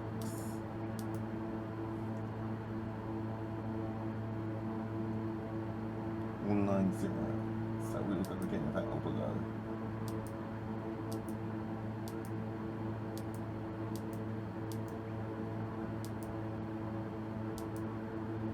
Okay. So we're on route vapid, so we can now climb 267. We're going to do, we have no, so airspace. So we will tune center.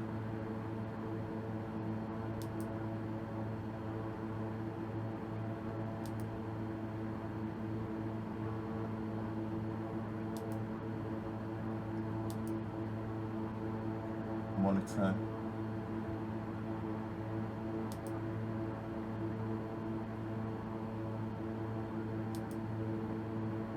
Unicom. We will now initiate our climb. Flight level 260.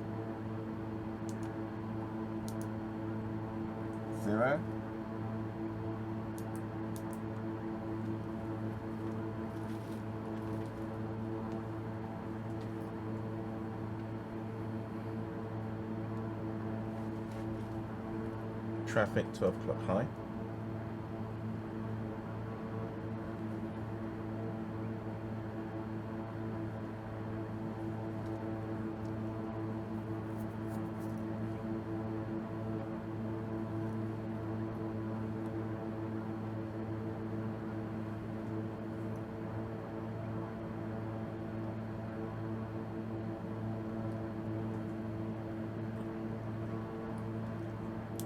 Could I set altimeter standard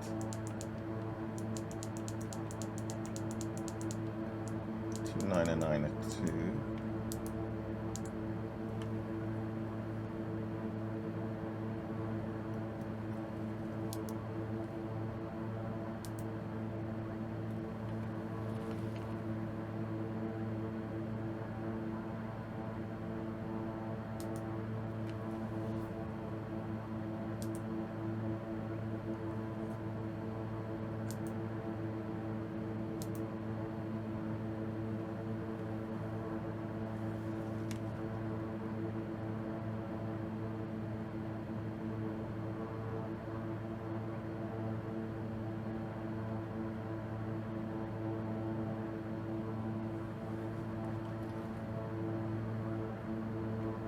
That traffic 9 o'clock, 9:30, high.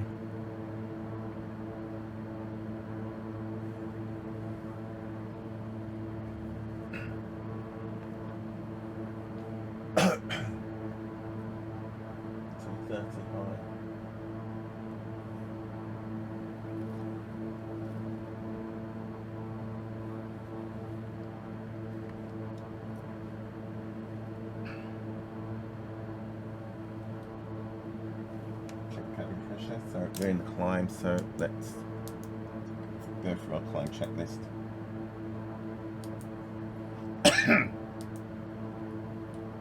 No smoking, and fasten seatbelt sign could come off past 10,000 feet. Exterior lights, we don't need the taxi light on. The rest will leave as they are. Cabin pressure is climbing at a steady rate. We're through the transition low altitude, so we have set the altimeter to standard and we just check the cabin pressure. Next checks are in the cruise.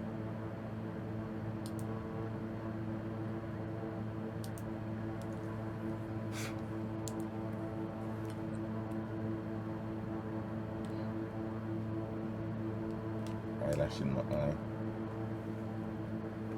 More traffic, 12 o'clock high. On a reciprocal track.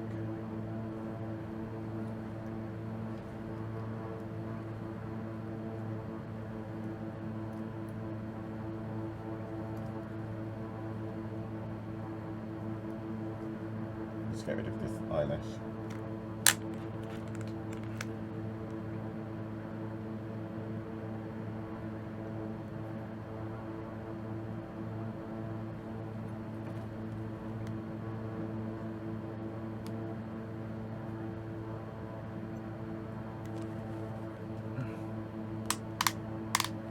Still there, hasn't quite.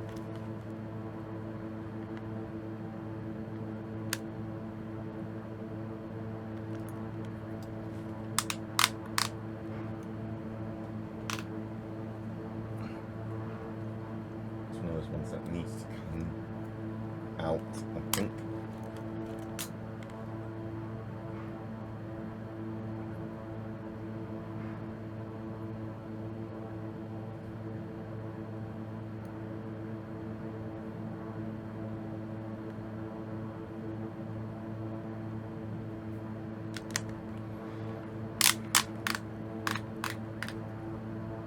I think that's going to bother me the entire flight.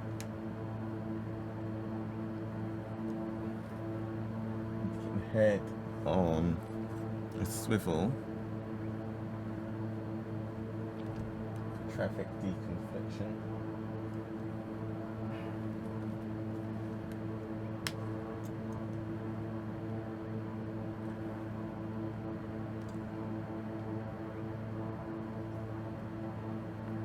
Checking the boards for the United States. No circuit breakers appear to have popped at the seat. 21 degrees C in the cabin.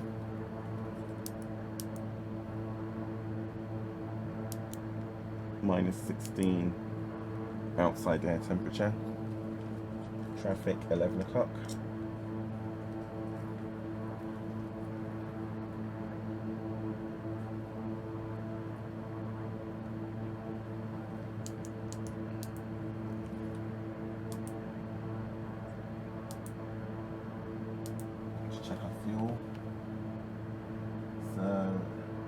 ground speed is 203 knots.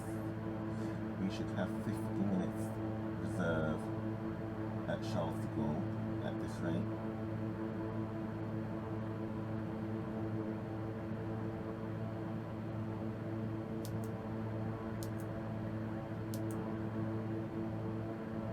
Got a 24 knot tailwind at the moment.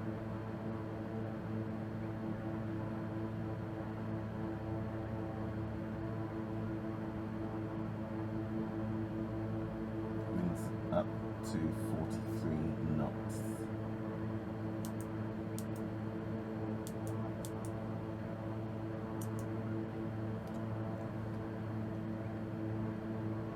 So our estimated time en route is 1 hour and 19 minutes, 19 seconds.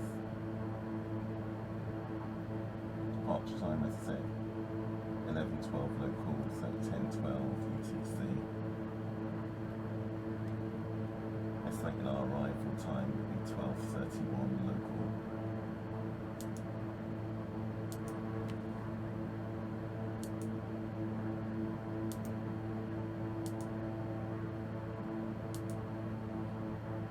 That's alert.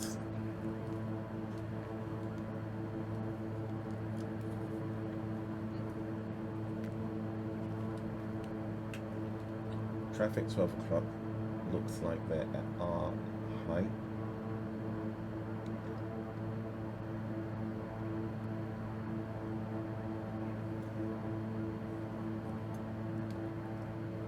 They might be descending, or we're climbing past them.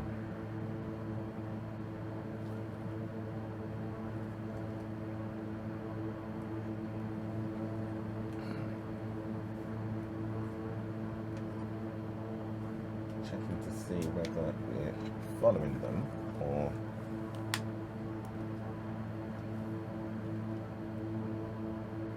yeah, it looks like we're following them. They might be moving slightly left to right.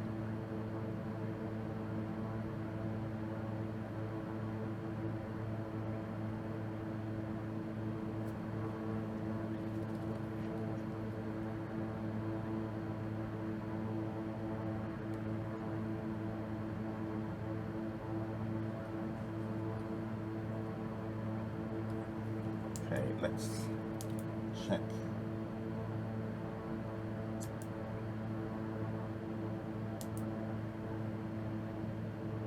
Make sure we've got the center tuned.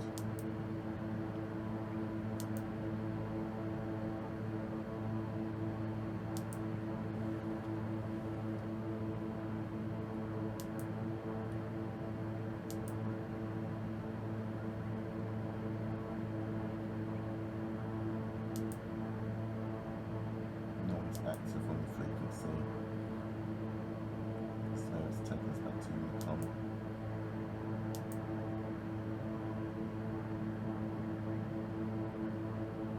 Okay, 133.6 seems to be active.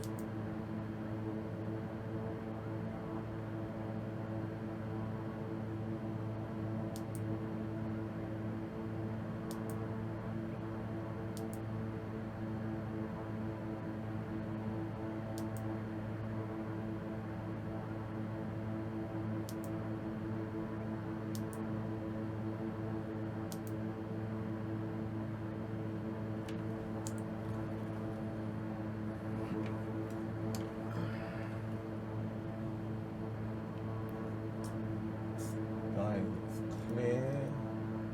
No traffic in sight.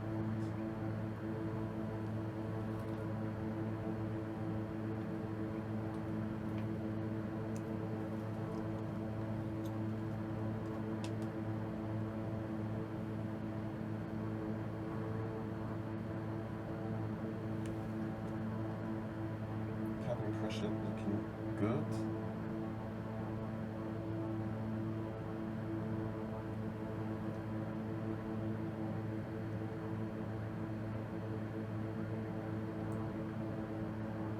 Engine instruments all in the green.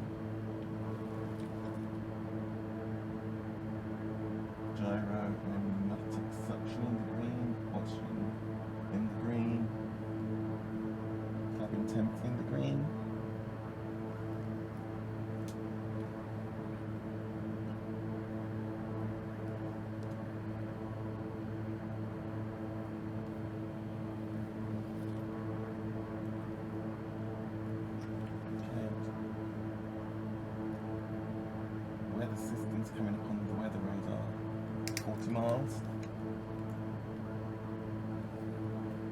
should be above it, hopefully.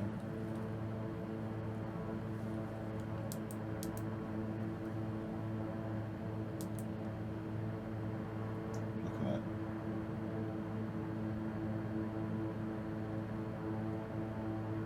Hopefully it's tracking left to right, so we get a clear path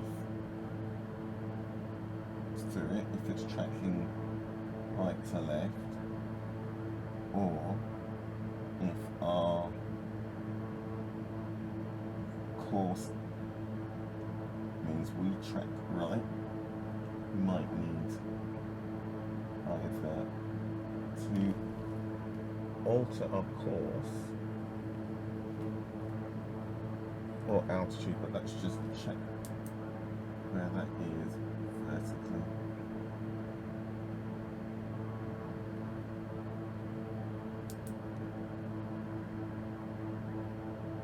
Okay, it's below us.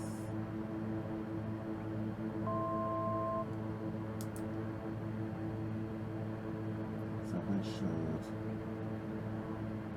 fly straight over.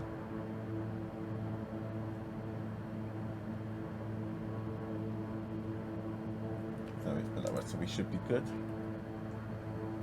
Okay, we are approaching flight level 260, 24 miles to our next waypoint. Traffic at our 11 o'clock high contrail, and it's heading east to west.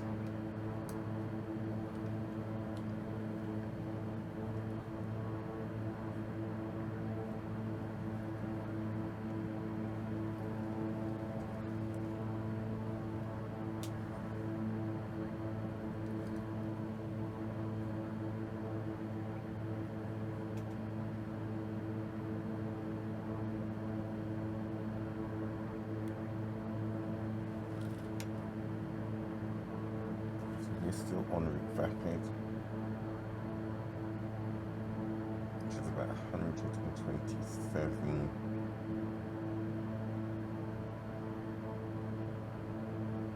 Excuse me. Which is about 253 nautical miles from our destination. So, I was wrong with our distance. It's a trip distance of 336 nautical miles, not the 265. Traffic at our 1 o'clock high, again heading east to west.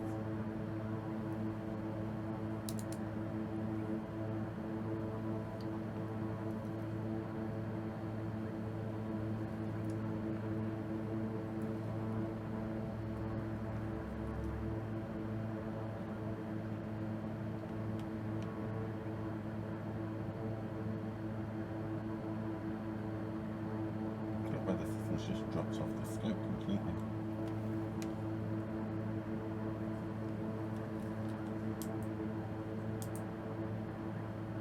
Oh, no, there it is. It's just the sweep.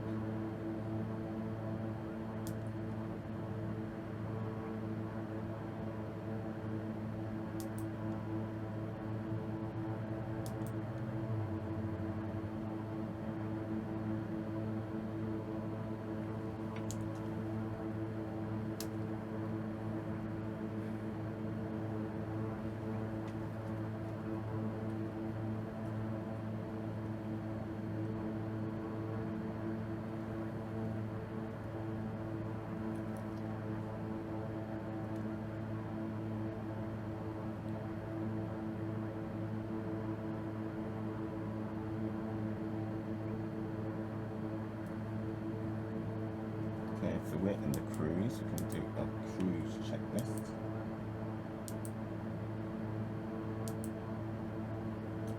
Power levers are set. ITT is looking good. Auto feather can come off.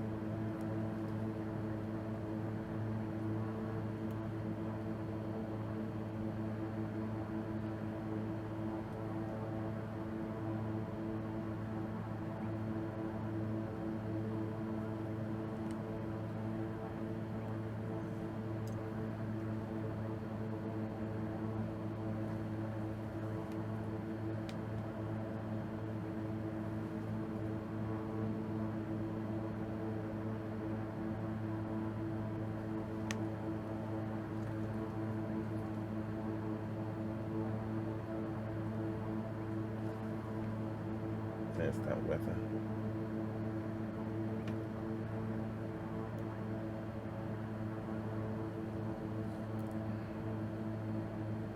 Traffic, 11 o'clock low. Just coming through that break in the clouds. You can see it just under the left of the cell now.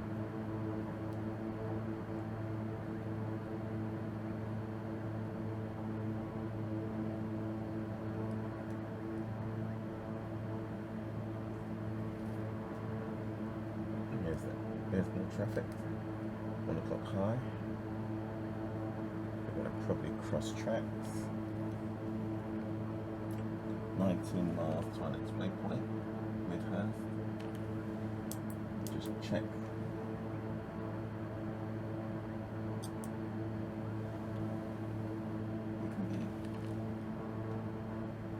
We should be at flight level 230.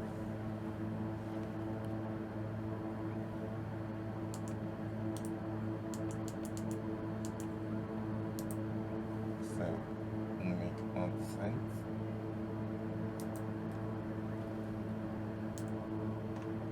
Throttles back so we don't overspeed the airframe.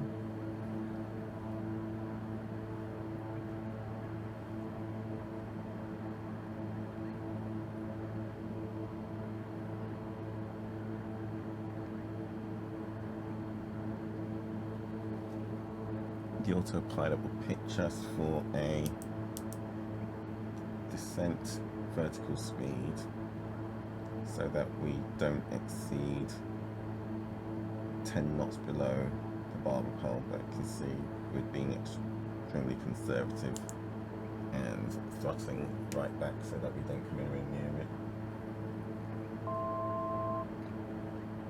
Okay, approaching our new cruising altitude, so just bring the throttles back up.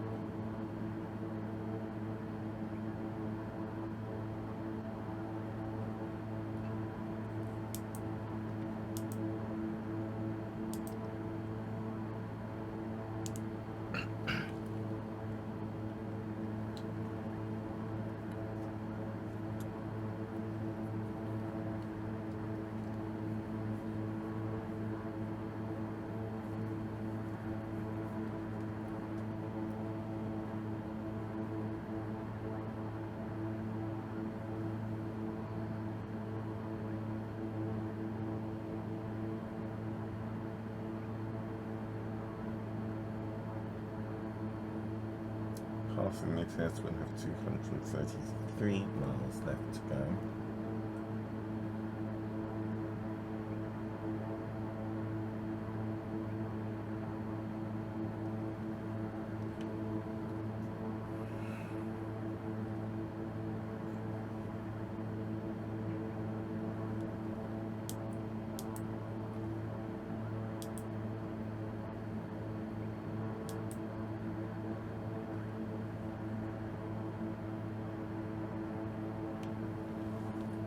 Out to Seaford.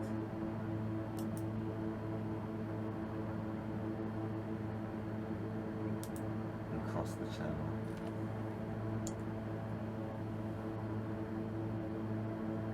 Ground speed has us now at 316 knots. So we're getting quite the tailwind now.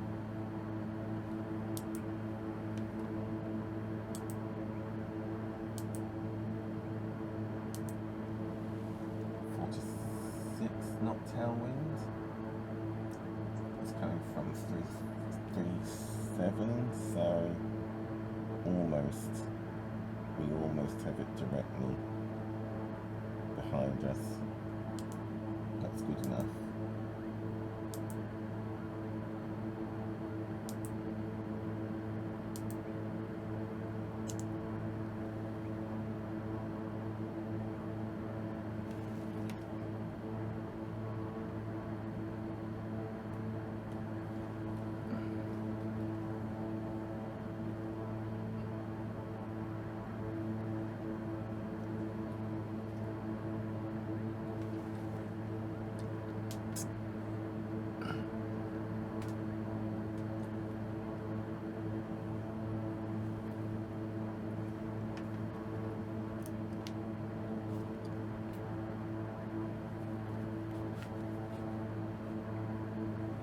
Still keeping that eye out for traffic.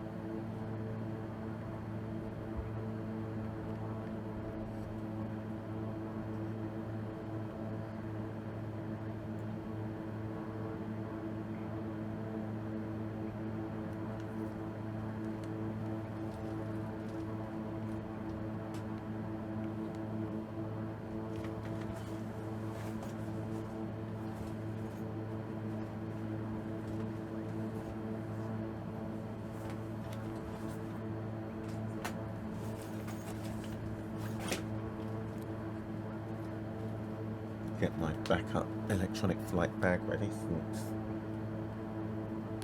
the Navigraph update seems to have broken my SIM connection to Navigraph.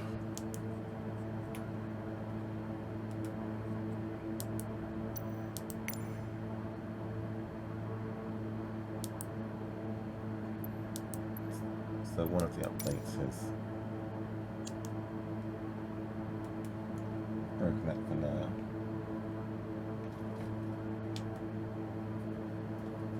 Unless it thinks I'm in offline mode, which I don't think is the case because we have the Azure text-to-speech on the ATIS and we have real traffic. So that's something else I just need to troubleshoot at the end of this flight, but there's always something. No matter how much preparation I do, there's always something. So let's put up the approach plate. Need to make sure that hasn't changed.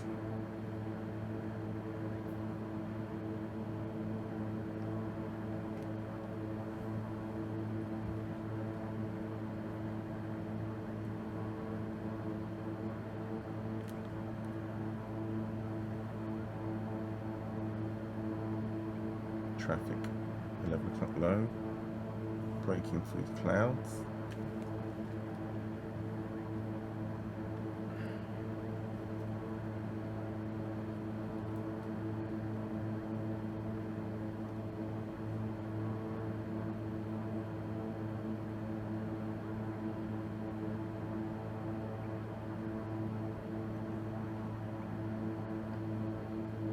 Just did a 180, so I wonder if they were in the pattern.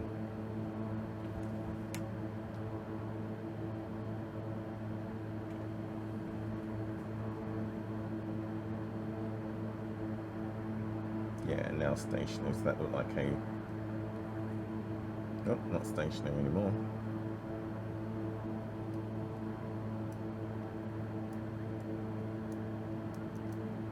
We just hit a little bit of turbulence, but nothing too significant.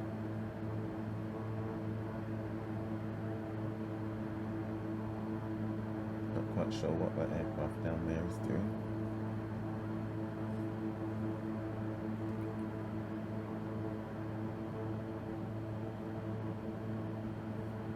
Okay, we have 200 feet off our set altitude.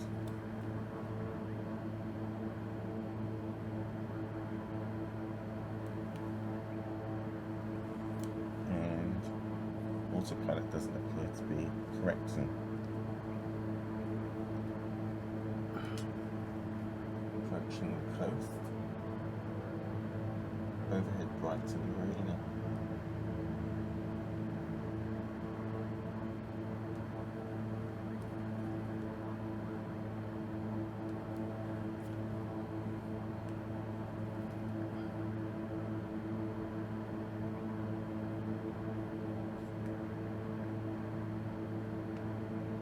few miles to Seaford, and then we will have a right-hand turn, take us out over the channel.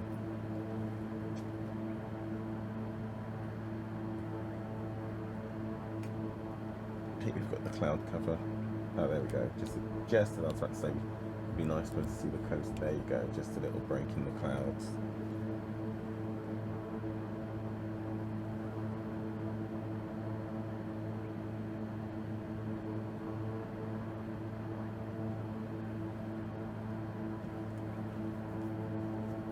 If I was in DCS, this would be the feet wet moment,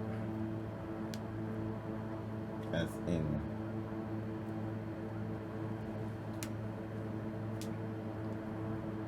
no longer flying over land, flying over water, rather than literally feet wet. For those of you that somehow are watching a flight simulator video but have never done combat flight simulating. Possible. It's very much possible. So still seeing clear skies, no traffic.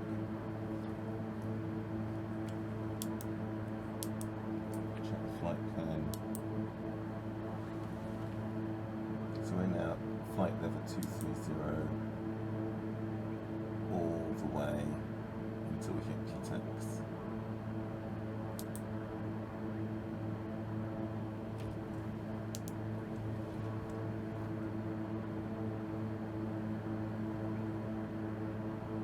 Traffic at like 11 o'clock.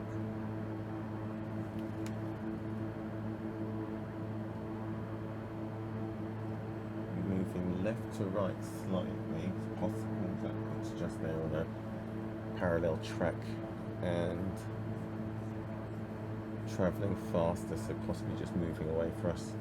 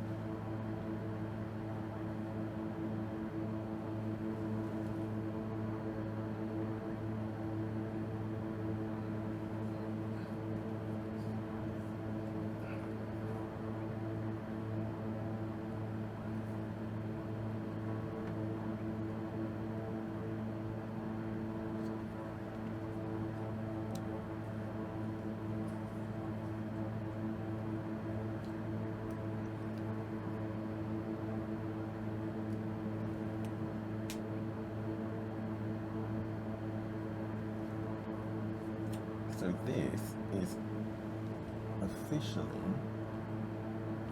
my first flight on VATSIM live, not in observer mode, since I've returned to flight simming or active flight simming in 2023.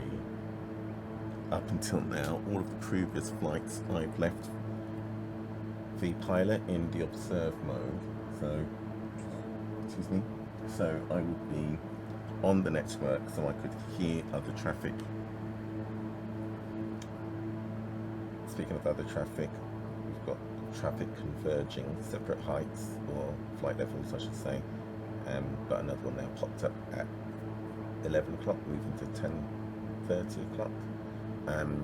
But yeah, so just like that, so all the other flights have been on vPilot so that I could hear any other pilots that were on frequency in my vicinity, equally ATC. So the last flight that we did from Shannon into Bristol, as we switched to ground, ATC came alive. But until then, I hadn't wanted to risk being active, as I was getting used to being back behind the yoke or flight stick. B, getting up to speed in a completely new module, waypoint collapse in 0.5 miles. That's the hardy fix.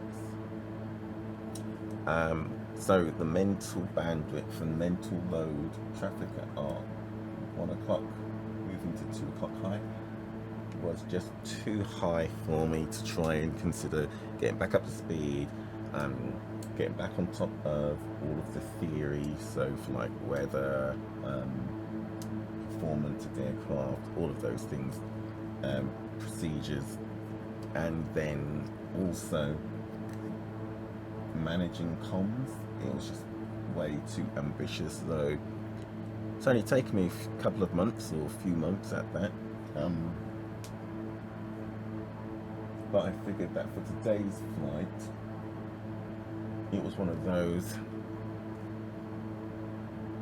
pull the plaster off, get it over and done with. And what prompted the decision was I was considering getting pilot to ATC, but as I was watching the videos for pilot to ATC and the plugins that you need, like the FSU IPC, so vertical track, let's just check to see again we're fine. We should be at flight level 230 and it's holding 232. Let's see if we hit send. If it will try and get there.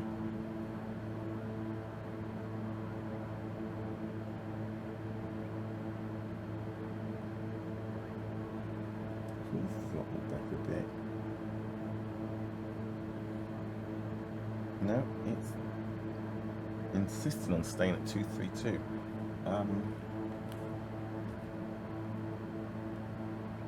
You're in descent mode. Autopilot is armed, but it's holding at 232. So yeah, but as I was watching more traffic, 12 o'clock right to left, it's above our flight level. All of this is above our flight level. They're 99% certain that they're all commercial jets rather than general aviation. But yeah, as I was watching, and it had all of the configuration for pilot to ATC, which isn't insurmountable in any way whatsoever. But then it mentioned that you need to make sure that you've got FSU IPC installed, and I haven't used that in over a decade. And then there was, are they at the same flight level, or are they slightly? They should be at least 1,000 feet apart because they're going in opposite directions on opposite tracks. Don't be transfixed by it. Double check that we're not in a similar scenario. Okay, so again, no huge issues, but it's just one more plug-in to plug in. And then the overview video also spoke about the fact that you can have the ATC chatter files, like 40,000 files for audio clips. The weather radar just caught my eye. Look at that. I'm going to assume that again it's all below us. Look at the vertical profile. Yeah, it's all below us. We're passing over all of that.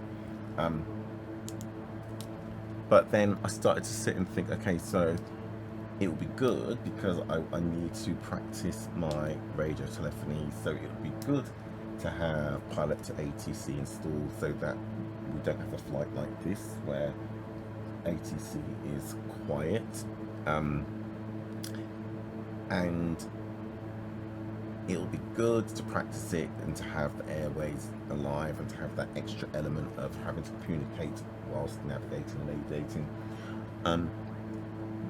But I figured, well, if you're going to do that, if you're going to go out and you're going to purchase 2 more plugins, and then another 3rd plugin, which complicates the situation. I already have OpenWeBoard. I'm using point controllers. I'm capturing the flight through G-force experience. It's like, do I really want to have yet another set of plugins going to complicate the situation? And I've got vPilot going as well for comms. It's like, that's like 4, 5, 6 different things to remember to start when loading up a flight. I can easily forget one, but also it's like 3 more that could potentially go wrong. So rather than doing all that, just figured, you know what, just actually jump onto VATSIM live, and hopefully it will be active. It's a bank holiday Monday, so I'm not surprised it's not too busy. I'm also only monitoring Unicom. I need to find the active frequency as we enter into Eurocontrol's FIR and see if they come alive. But this was like one of those, you know, break your duck moments. So now the next flight, there's no psychological barrier to just doing it on VATSIM. I've already done the first get back on VATSIM flight. So now every flight from here on in should be live comms VATSIM.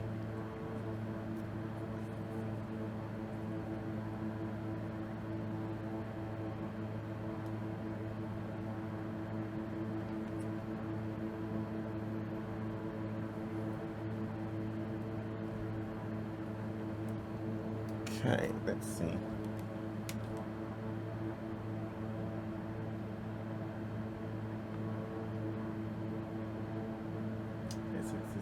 Flight level, approaching VMAX now, so flight level 190. That was the vertical track call. So let's descend 190.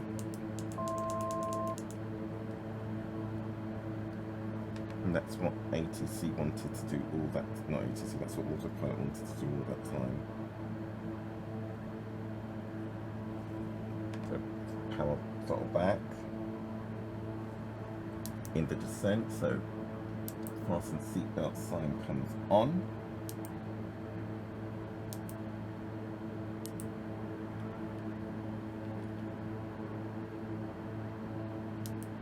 Pressurization we can set for the airfield elevation. Let's check what that is.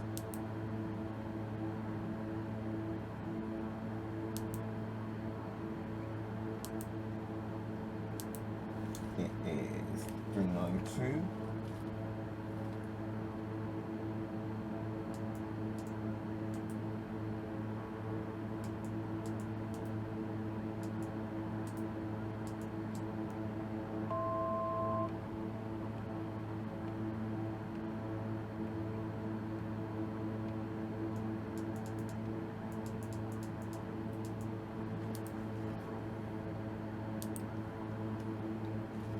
Okay, 392, throttle back. So check.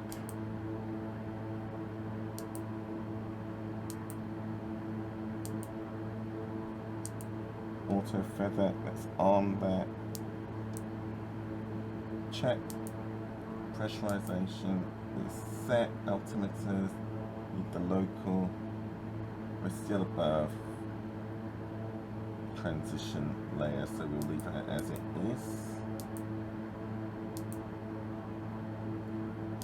Next is the approach. Okay. So let's get airport info. Again, frequencies.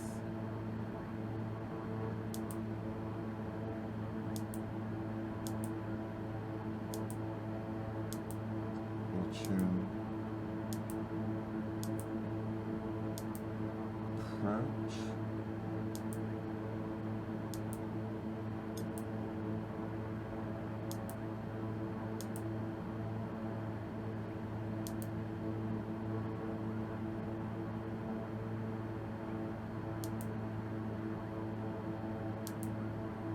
Look at the active frequency.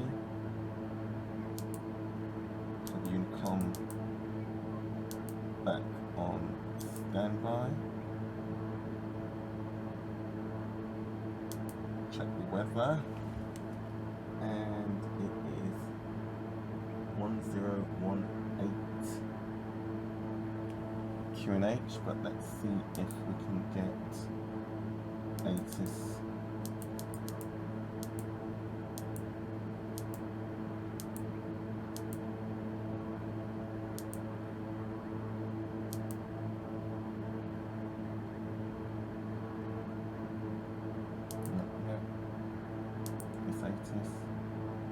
Deviation Airport Information Uniform 1100 Zulu.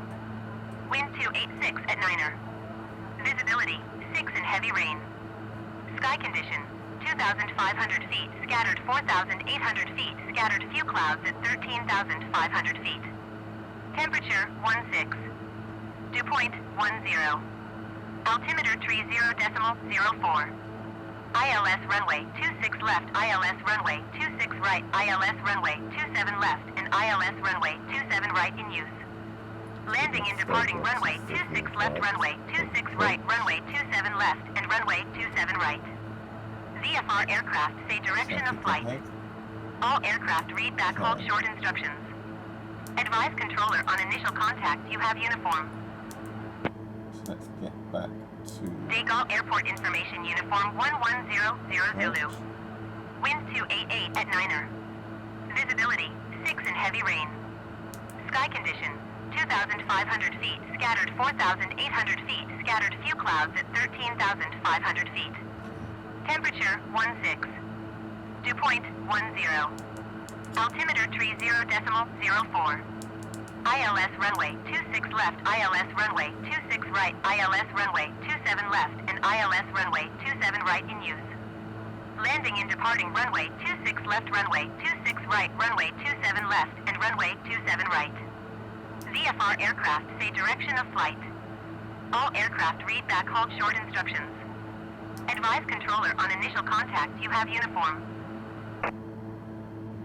Deviation Airport Information Uniform 1100 Zulu. Wind 286 at Niner. Visibility 6 and heavy rain. Sky condition 2,500 feet, scattered 4,800 feet, scattered few clouds at 13,500 feet. Temperature 16. Dew point 10. Altimeter 30.04. ILS runway 26 left, ILS runway 26 right, ILS runway 27 left, and ILS runway 27 right in use. Landing and departing runway 26 left, runway 26 right, runway 27 left, and runway 27 right. VFR aircraft say direction of flight. All aircraft read back hold short instructions. Advise controller on initial contact you have uniform. Deviation Airport Information Uniform 1100 Zulu. Wind 286 at Niner. Visibility 6 and heavy rain. Sky condition 2,500 feet, scattered 4,800 feet, scattered few clouds at 13,500 feet. Temperature 16. Dew point 10. Altimeter 30.04. ILS runway 26 left, ILS runway 26 right, ILS. Okay, so approach. It's playing the 80s, so I'm assuming that we don't have the controller on. That's fine, that weather down there. We've got to fly through that. So visibility 6, heavy rain.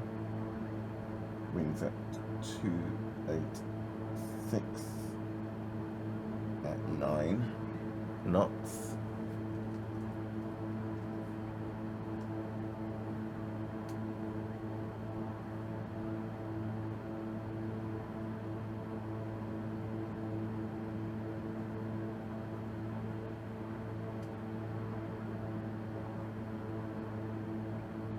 Okay, so we have our approach loaded. Let's check our approach plate.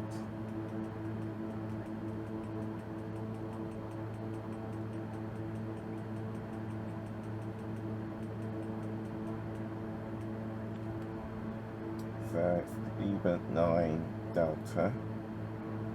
Let's make sure we've got Eggd-Lfpg Delta approach loaded. ILS 26 right.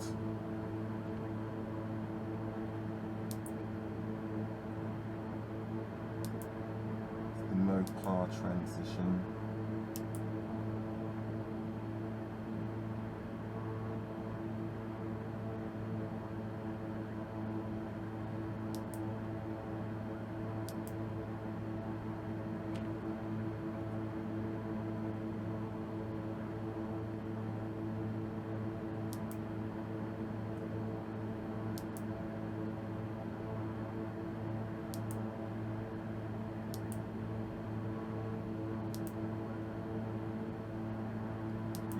Delta arrival.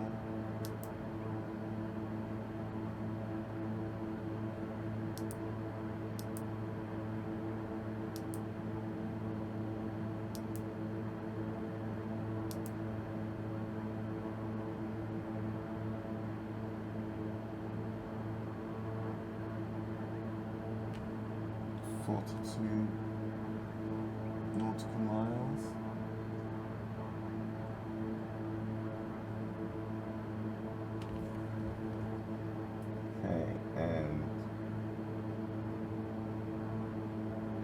Flight level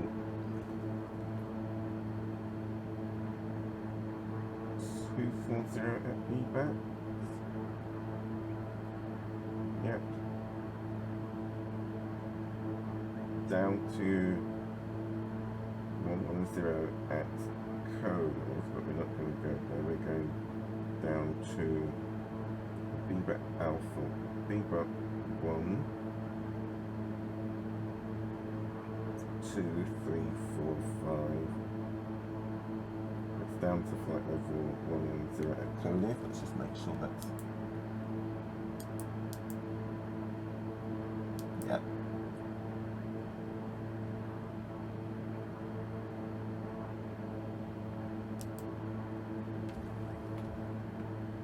And then it's the Mopar approach.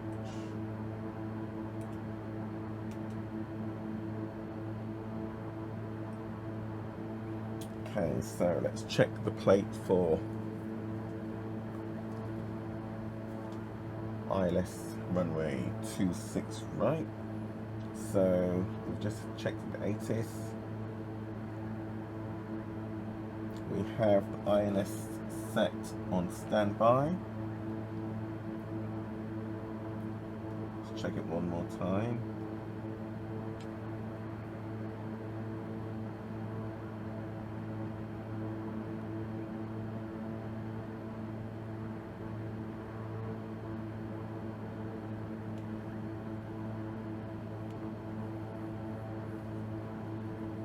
Localizer is 110.35. We have 111.95.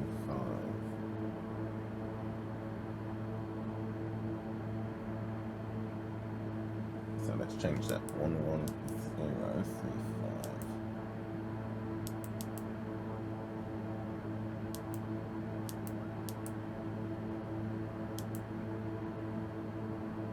Okay. 11035, final approach course is 264.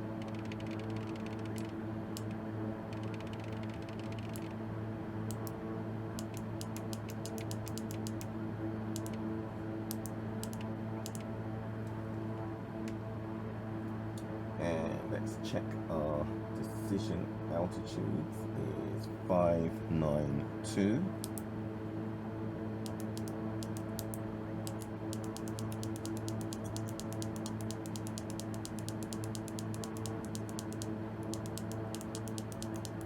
Set it at 590 and radar altitude 200. That's set already. Airport elevation is set at 392. Okay.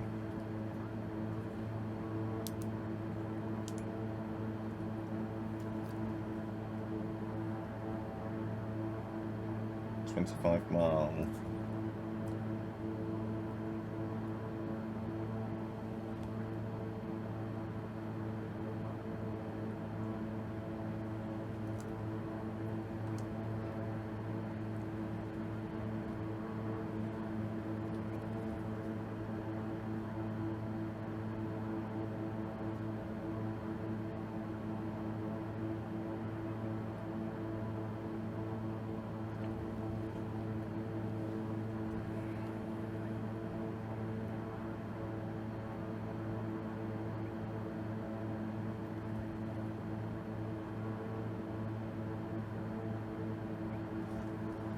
Should be back up at flight level 240.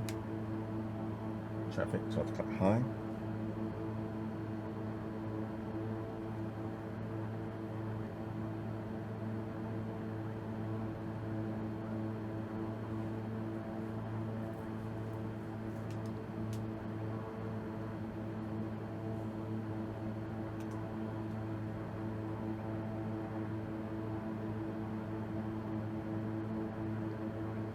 It's maximum flight level 240, so we can stay here 190. Maximum speed 250 knots.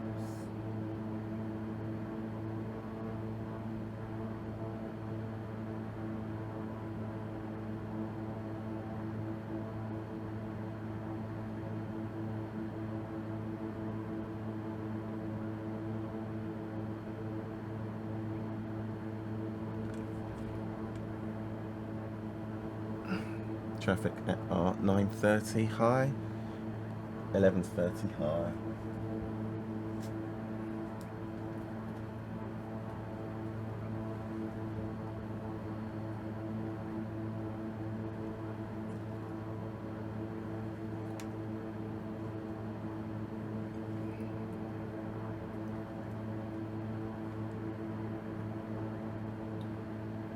Okay, 14 miles.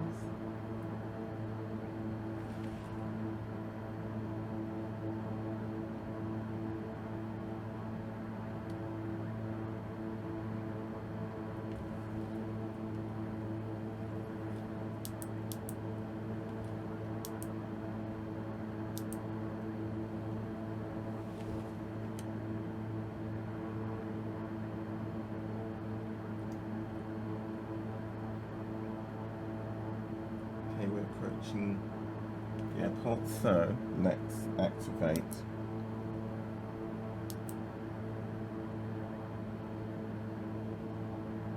the arrival.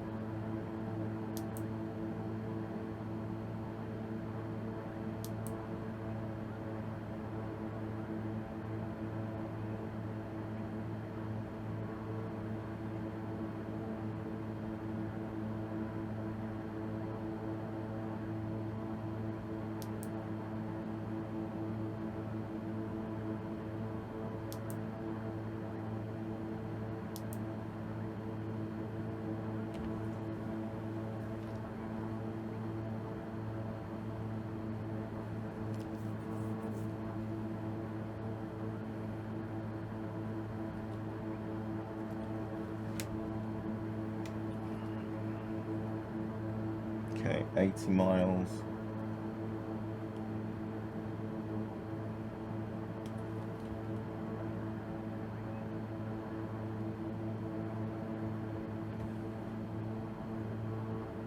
To the first point of the approach.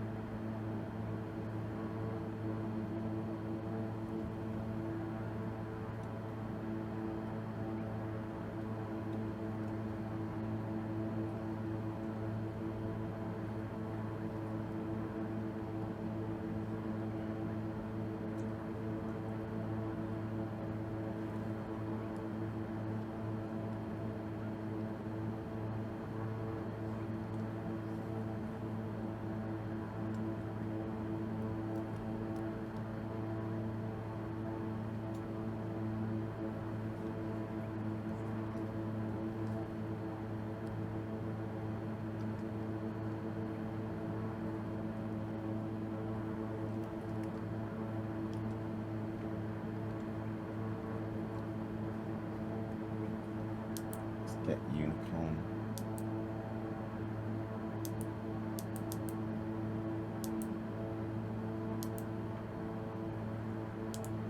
And we have information uniform.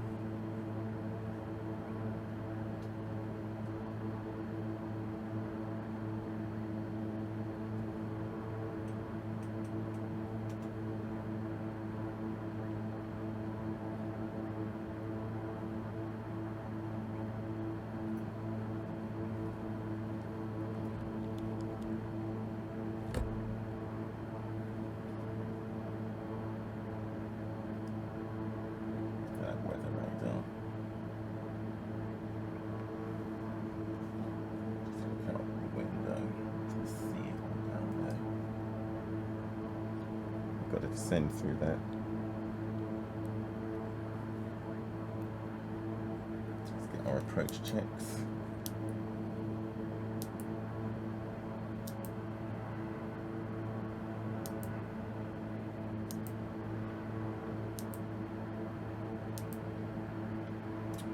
Exterior lights, our landing lights on. Check. Ice protection is, let's put our brake anti-ice on just in case we need it. Let's not put it on yet, don't want to burn that out. So check. Cabin pressure. Check. Fuel balance. Check. Flaps feel safe for now, no smoking. And fasten seatbelt sign is on. Minimum decision altitude and radar altitude height have been set. Next will be landing check, so gear, exterior lights, ice protection again, engine anti-ice, prop sync will come off, and then we will check the cabin pressure one more time. 76 miles to the first fix on the terminal arrival.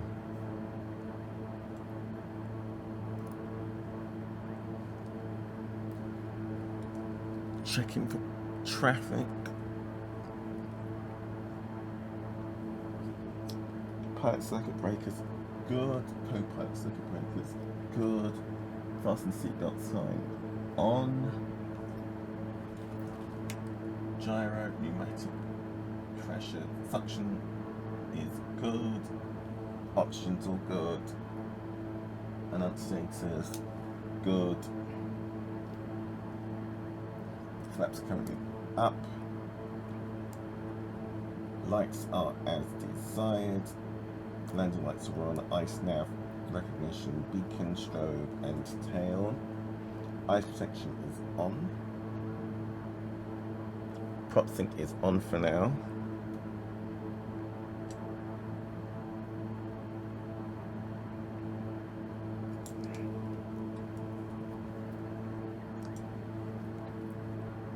Traffic 9 o'clock low, climbing up the clouds.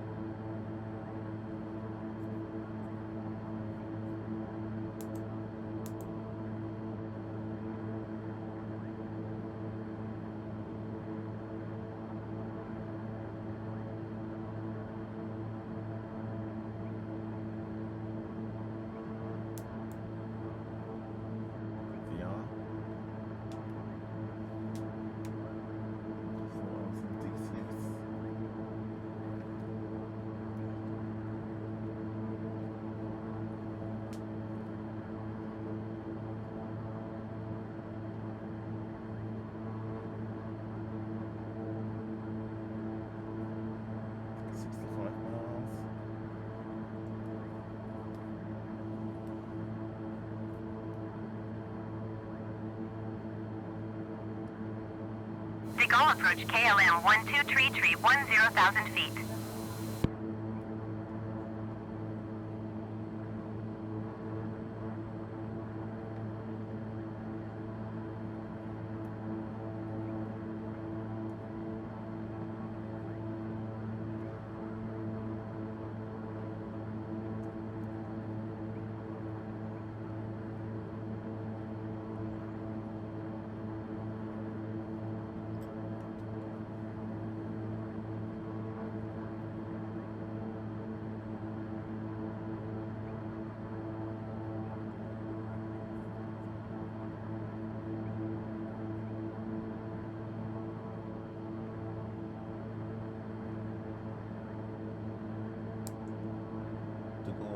approach, King Air, Golf Bravo, Echo Lima Victor, with you 19,000 feet on a Bieber 9 Delta approach, ILS runway 26 right.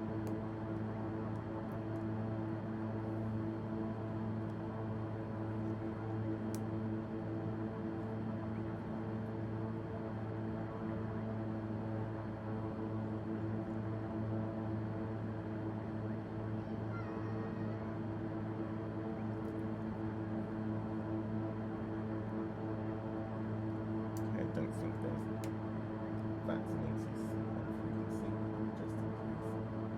Make the call. There's definitely another pilot on frequency. They're using the Microsoft Flight Simulator ATC chatter. Hence, we heard their call but didn't hear ATC reply.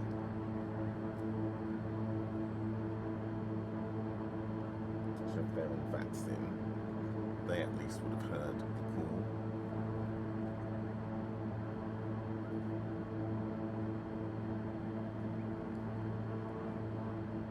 As to with any other traffic on frequency.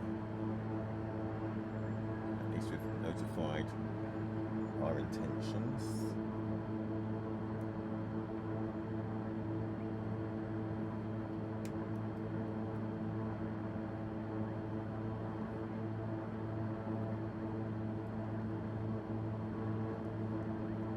Airhop 1763 descend and maintain 8,200 feet.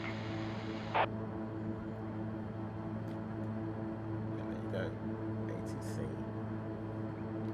is there. But it's the Microsoft Flight Simulator ATC.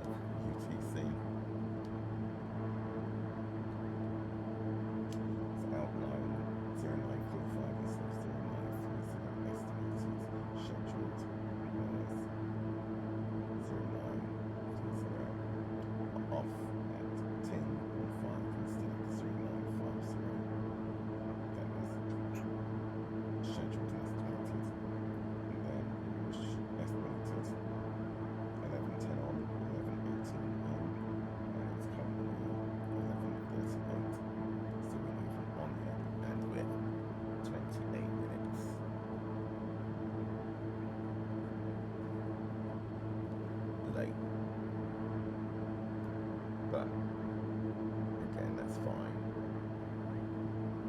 Issues with my controllers, having to recalibrate them. I'm not sure what's going on there. It might be light interfering with my HMD.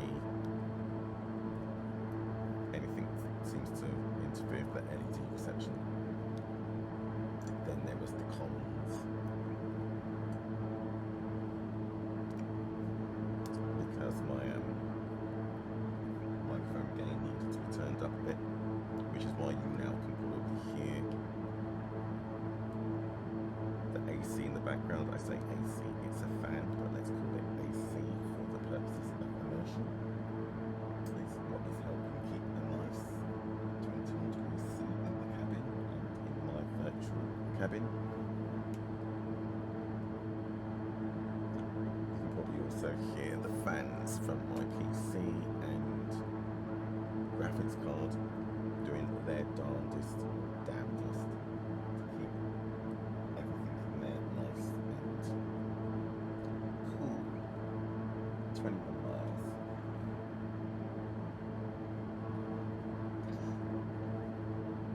Excuse me. Let's clear it up a little bit down below.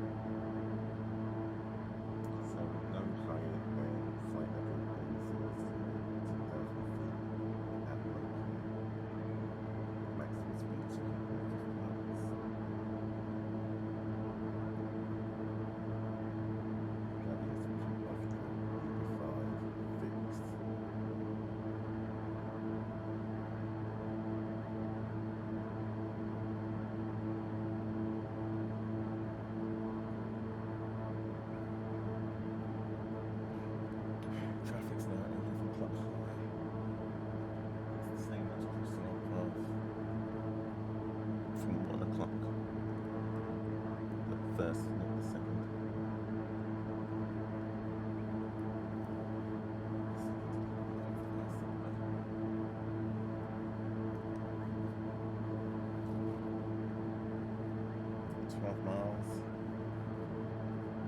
And hit the first fix of the approach.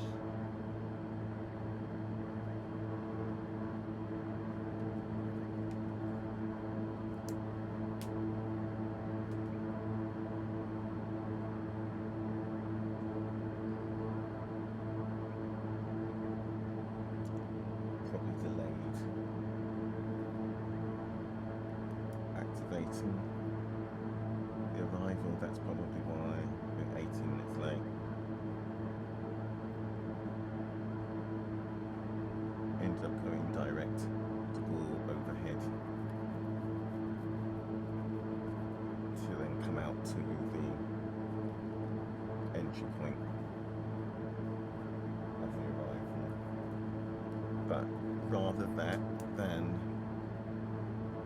just completely dispense with the arrival, try and go VFR through straight in approach. Don't want to do that.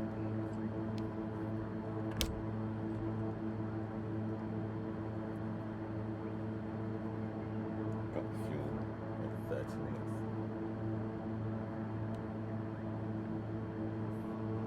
Additional for the diver to Brussels, so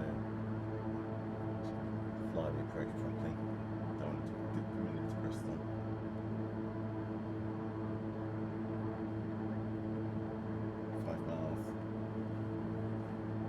Left turn to 178, I think it's 5 seconds.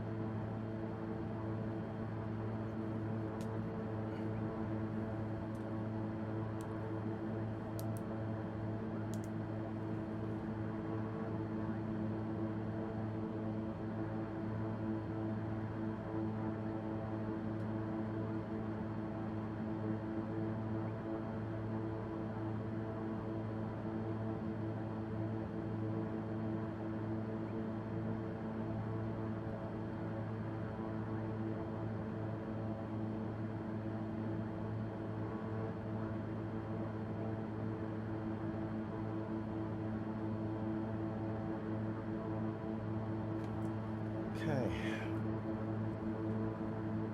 Coming up to Bieber 1, first leg of the arrival.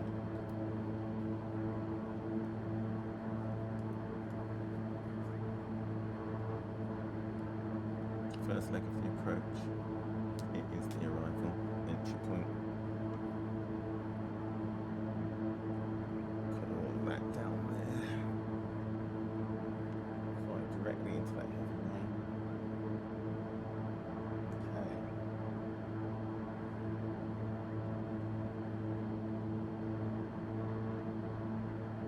So we will get down to 5,000 feet.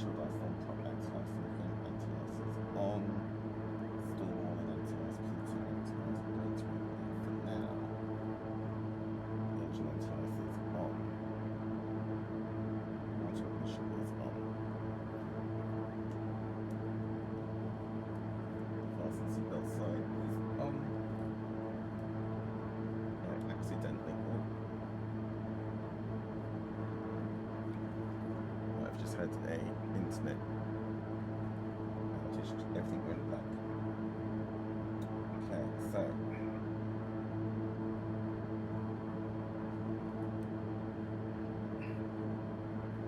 second fix of the approach.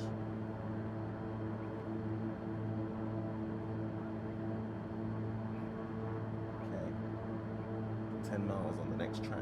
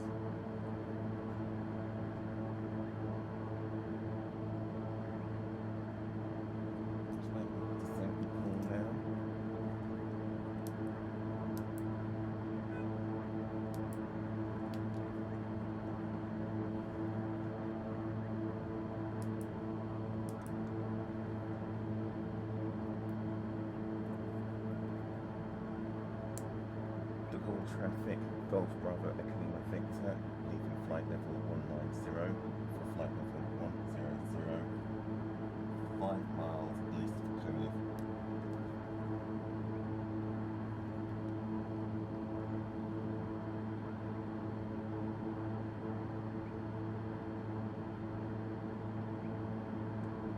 Okay.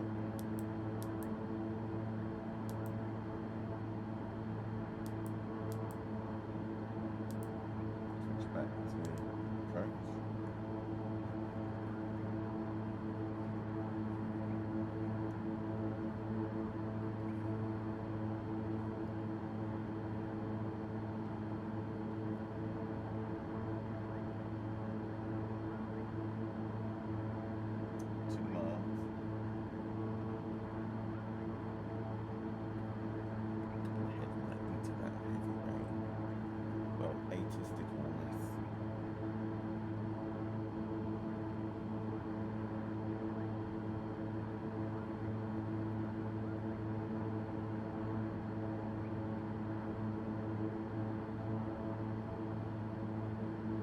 Should have started our descent a bit earlier. Should be at flight level 100. Accurate if not leaving it at 100, but to be fair, didn't want to really be down in that anytime too soon, but okay. 35 miles. Mobile.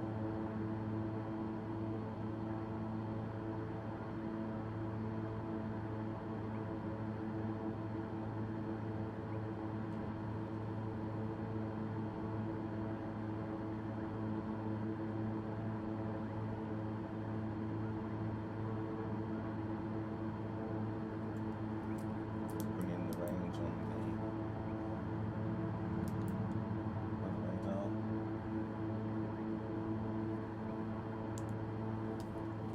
Not that we can't see it out the window. Okay. Clean the throttles back up. Level, flight level 105. Leveling out, I should say. 103.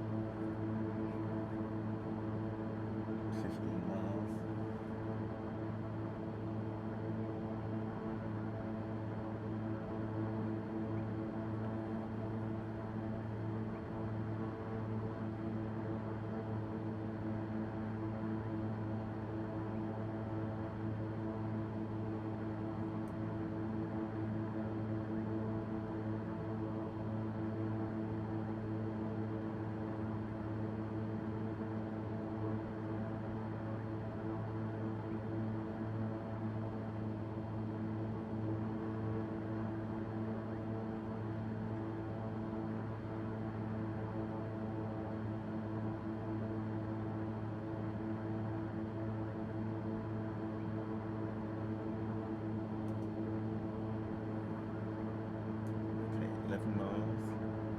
Ooh, rainbow.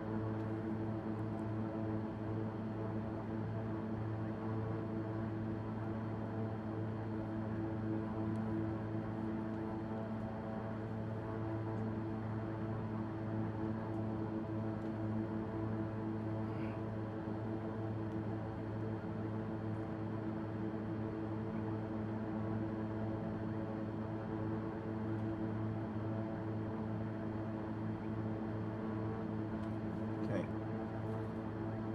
9 miles.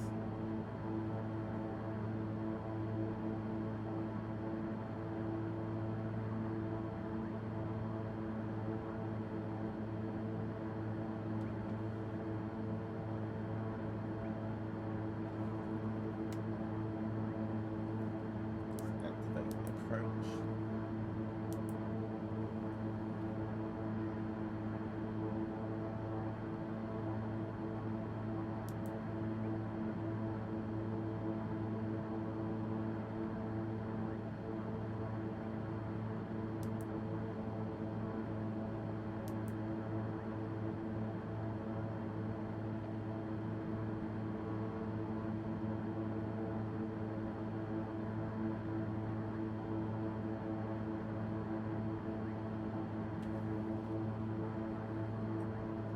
Like this is 110Z5.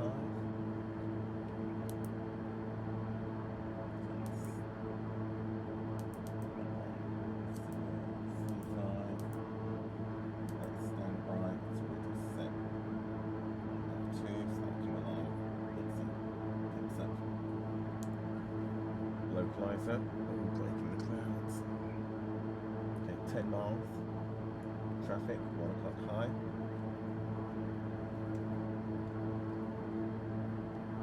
Okay, landing checklist.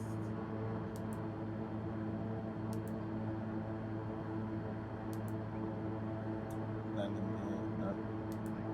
Not ready for that. Just check the vertical track.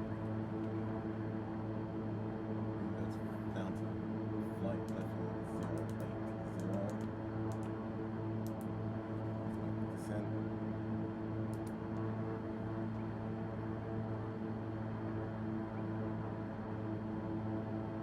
Let's set local altimeter 0035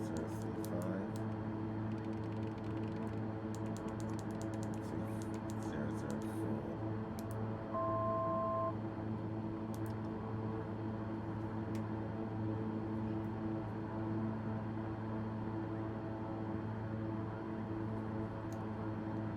Five miles.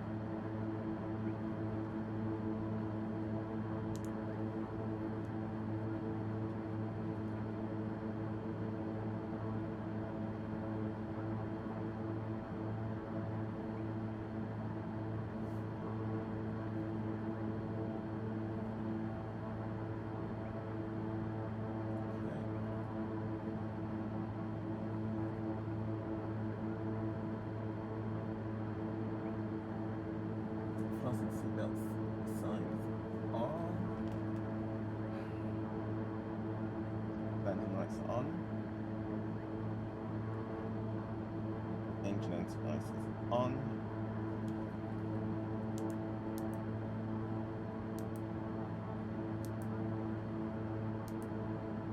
So landing gear we will check.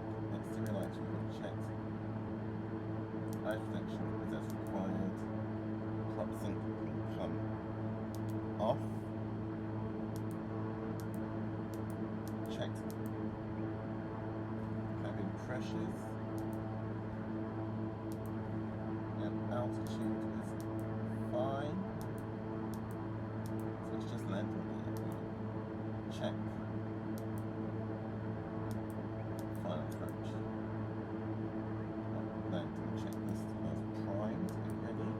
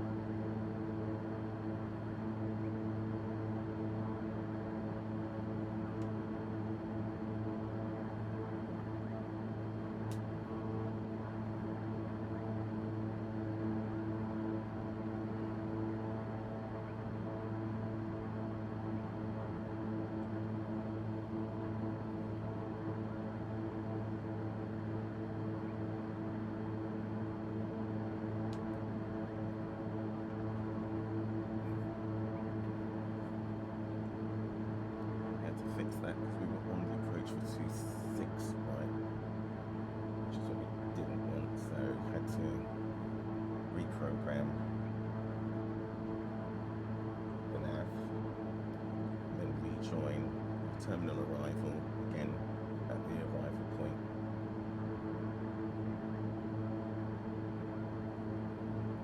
So that we could get onto our vectors for final approach into T7 right.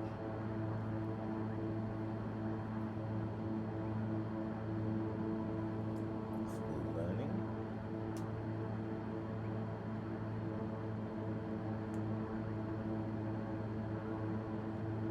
Just demonstrates again how easy it is to get critical detail wrong. See it, can read it, and then just completely register something else. Find through some pockets of heavy rain. Right ahead of us, we're going to fly straight through it. So I need to be considerate of that. It's minus 2 degrees outside, so it's the outside air temperature, so anti-ice most definitely required.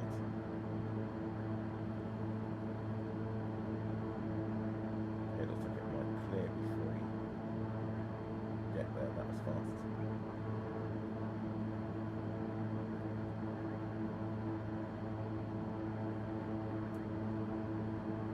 .5 miles to the next fix. No, we still might use it. Skim across the top of it.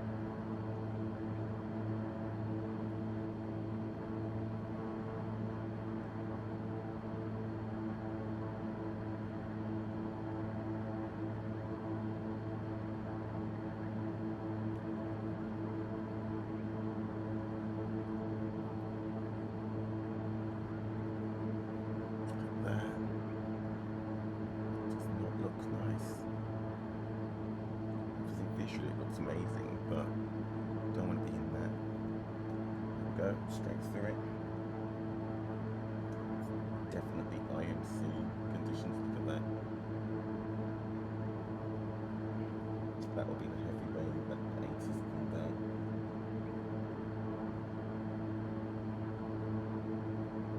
Unfortunately, we're still above it.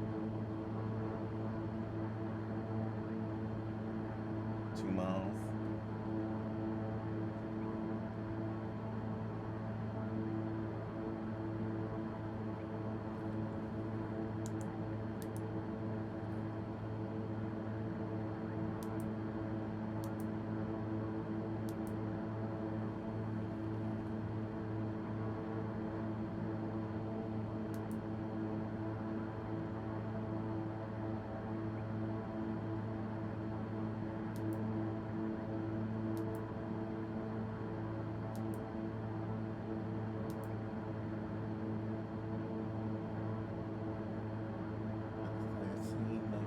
Miles, and then we need to get down to 5,000 feet for our final fix. Traffic 12 o'clock high.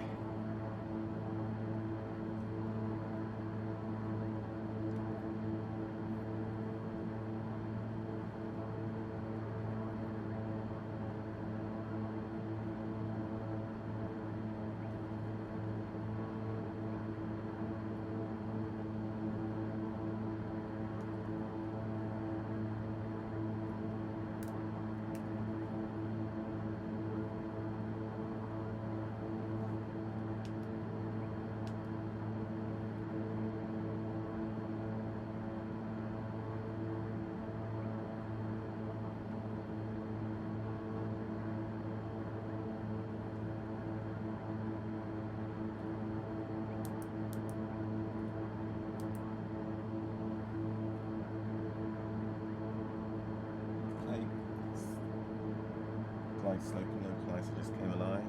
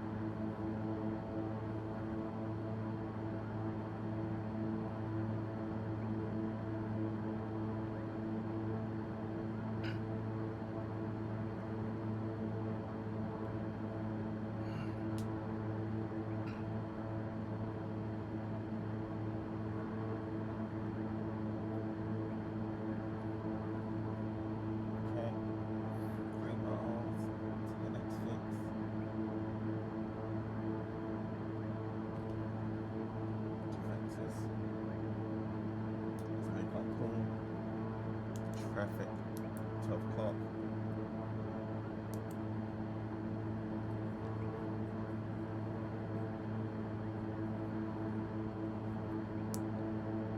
Traffic, Golf Bravo Echo Lima Victor, flight level 080, 3 miles, vectors to runway 27 right approach.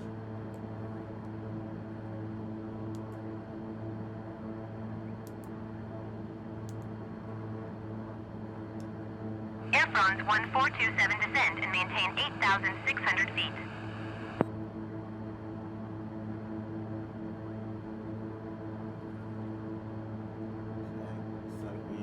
Descend and maintain 8,600 feet, Air France 1427. Air France 1427, keep speed, not above 300 knots.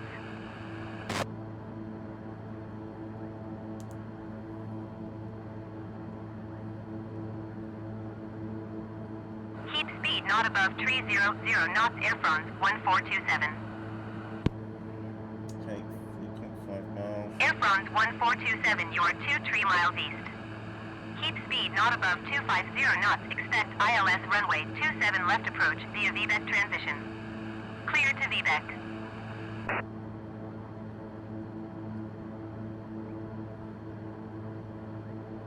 Air France 1427, keep speed not above 250 knots. Okay, 3 miles, and then we have a 10-mile intercept to pick up the ILS.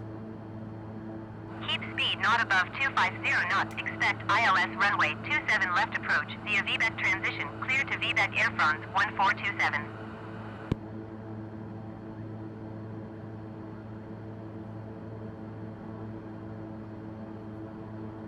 2.8 miles. Rainbow's back.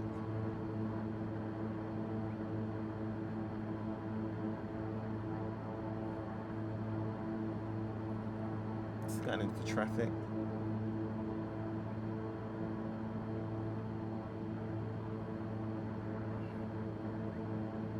Weather looks like it's clearing up a bit.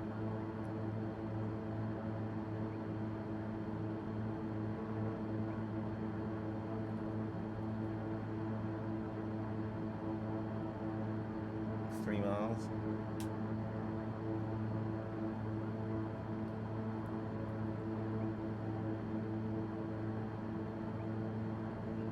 Glide slope is live.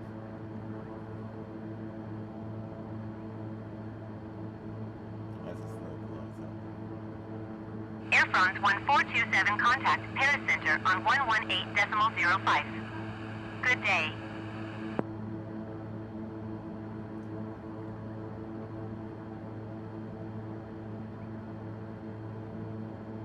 .05 for Air France 1427.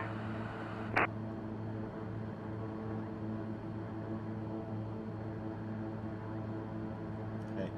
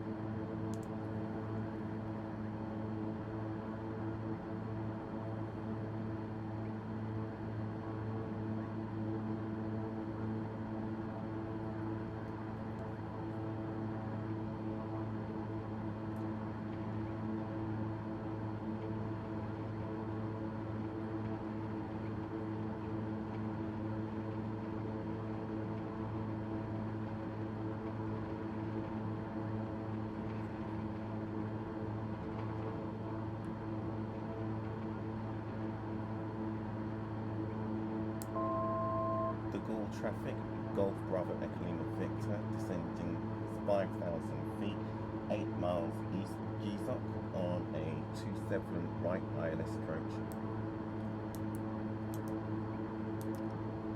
Okay, so landing checks.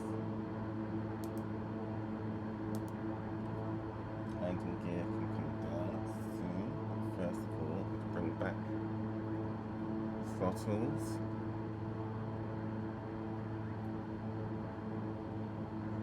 So we can get down to approach speed and get flaps now. Fasten seatbelt signs on. Landing lights on. Put on the brake anti-ice. Proxy off. Cabin differential is good.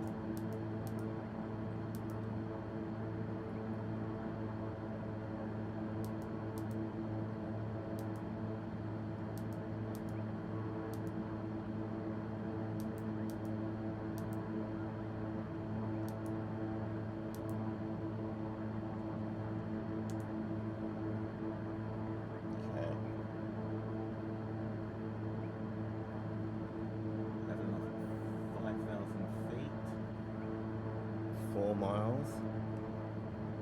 Localizers alive. Autopilot. We'll leave it for now.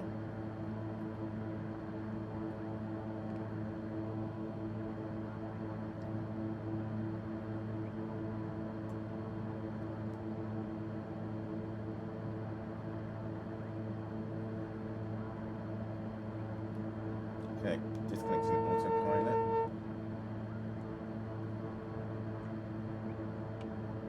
Flaps down.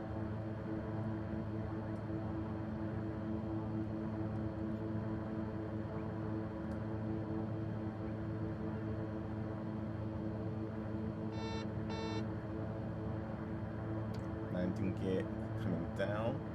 Flaps to approach.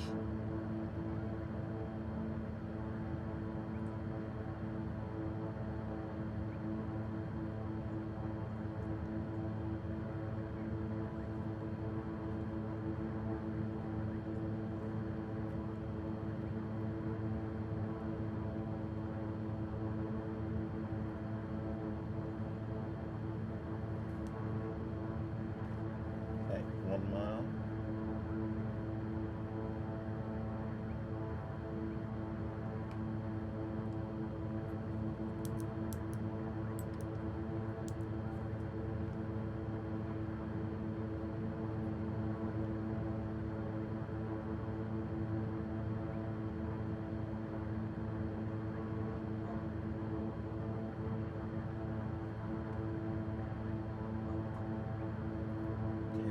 Pushing us off. Okay.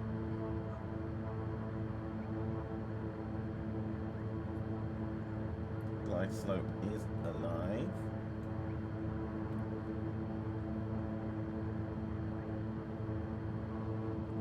Two miles.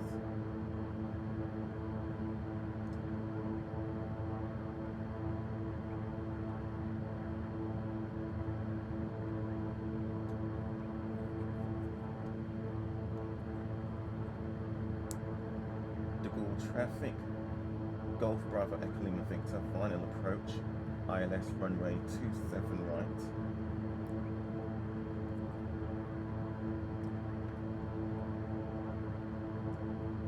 Winds blowing us all over the place.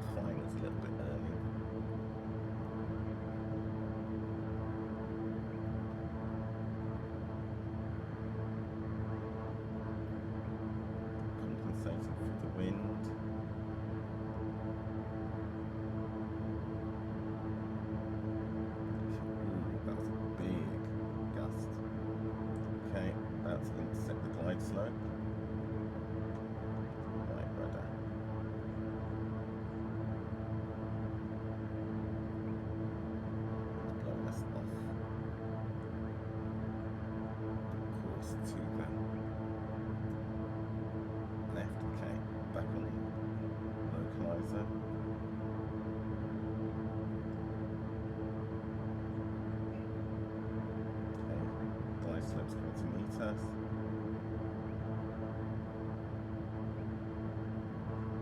Okay, 13 miles.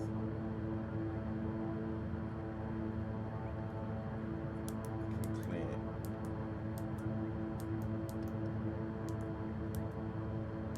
Altitude warning.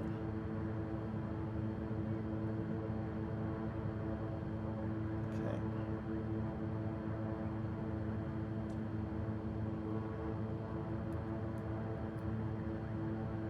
Bit left track. Yeah, a little bit high. Okay, compensating.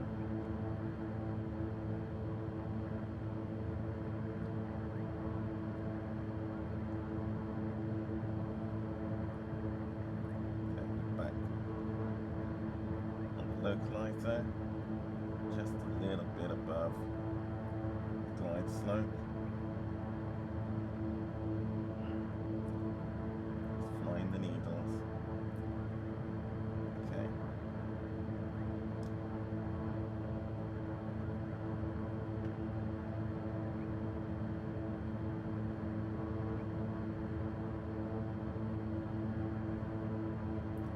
This wind.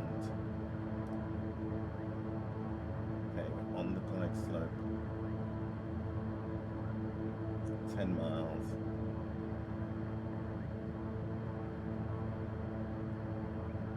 Just a bit low.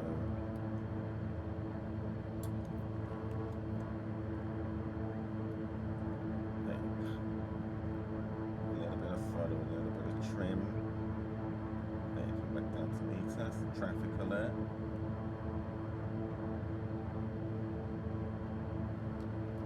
Don't see them.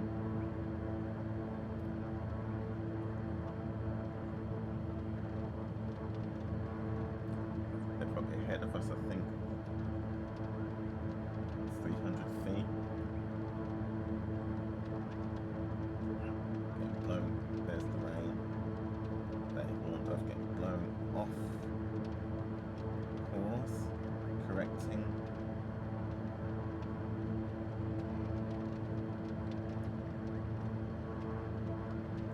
Miles.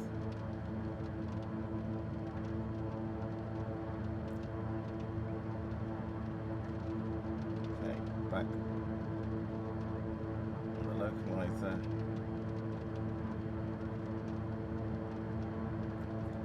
Eight miles. Okay. Right, come on. There it is, look at that. There's the traffic alert. Ooh.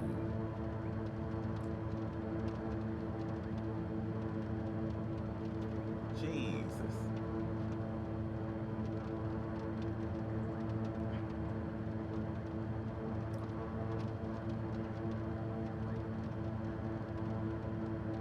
Flying these needles. Oh my goodness. Okay, breaking through the clouds.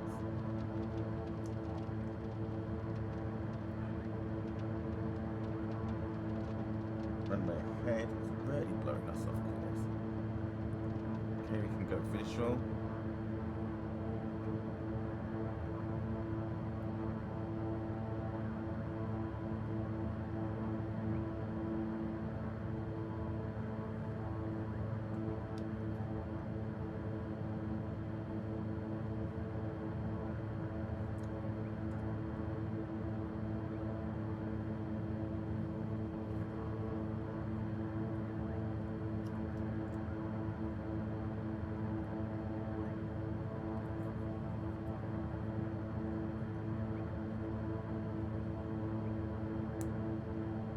Traffic, Golf Bravo, Eggd-Lfpg Victor, 5 miles finals, runway 27 right.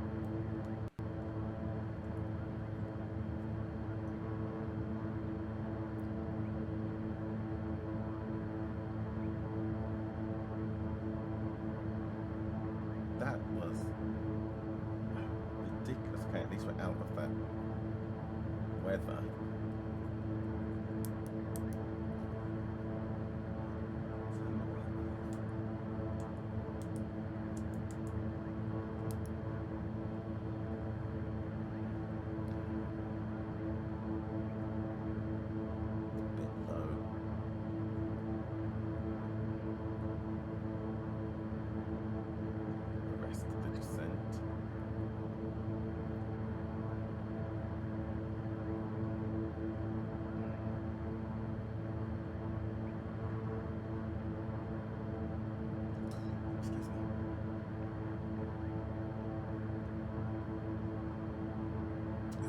slope come back to meet us.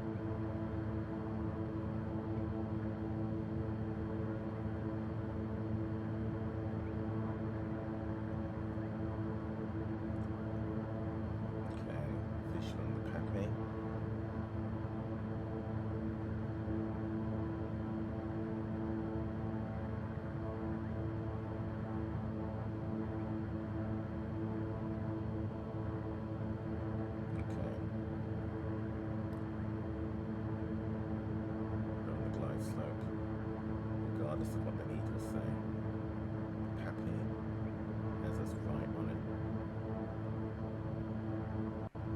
Okay, compensate for the crosswind. Gear down, 3 green. A bit high now. Bring the souls back.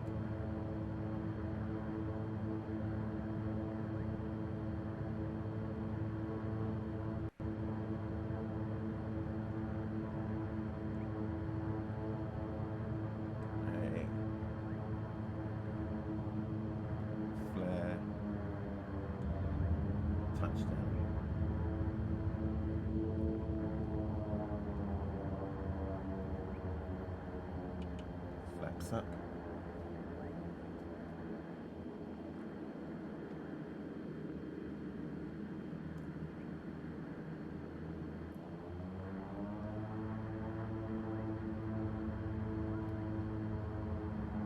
Taxi clear. Follow the traffic up ahead.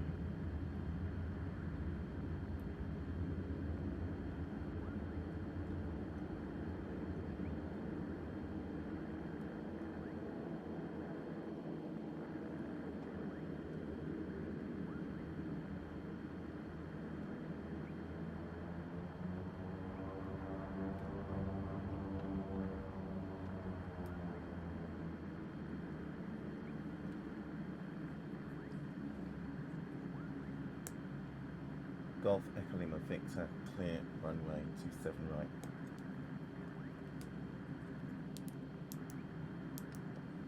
Let's see if we've got ground.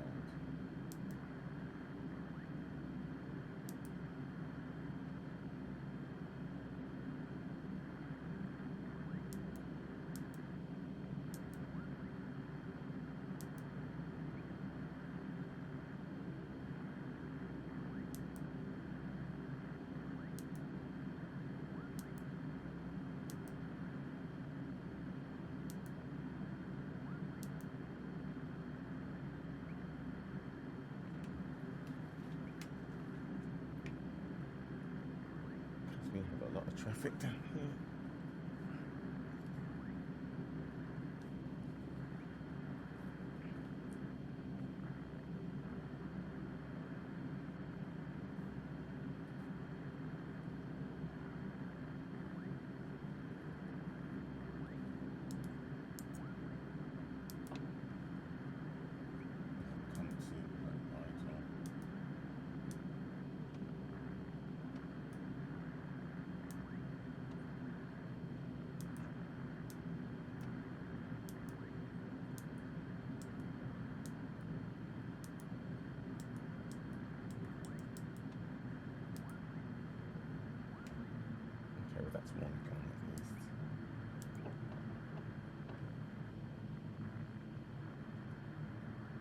like they've got bored of waiting to taxi.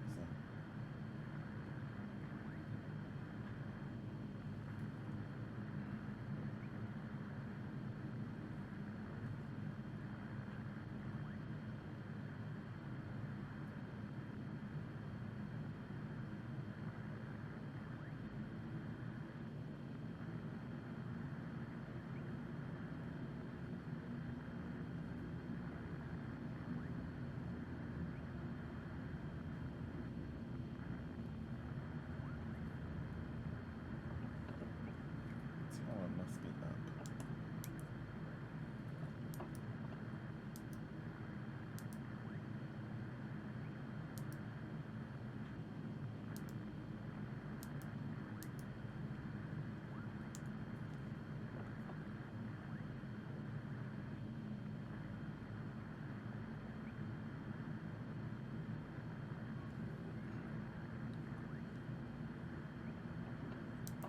Taxi lights can come on.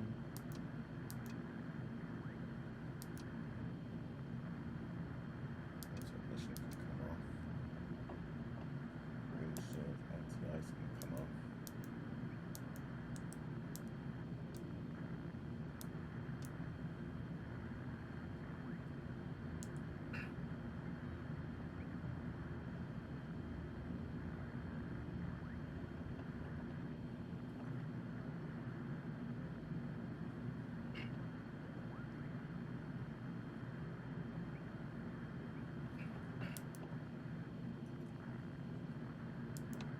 Let me just check to see if that's just in online.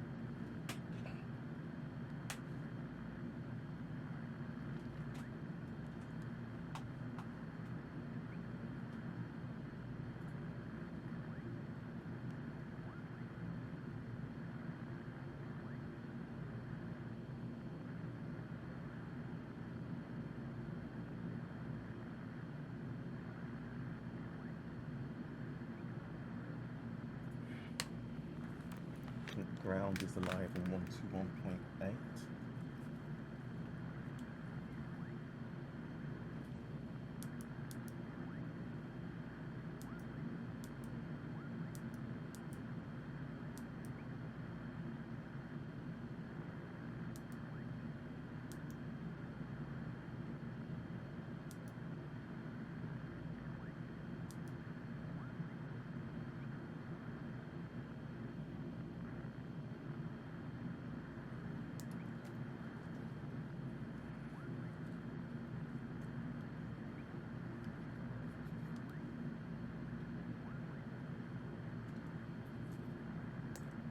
Ground Golf Bravo Echo Victor, holding short Zulu 3, requests taxi to general aviation parking.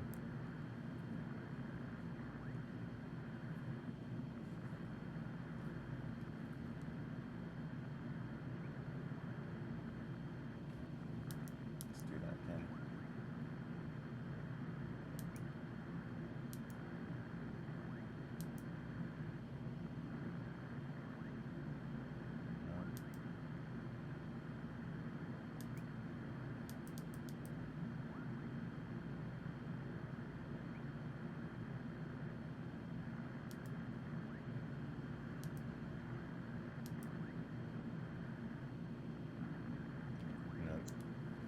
No one on.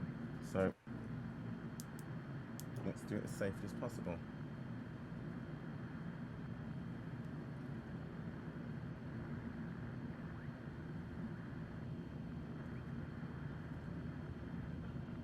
Still on Unicom, so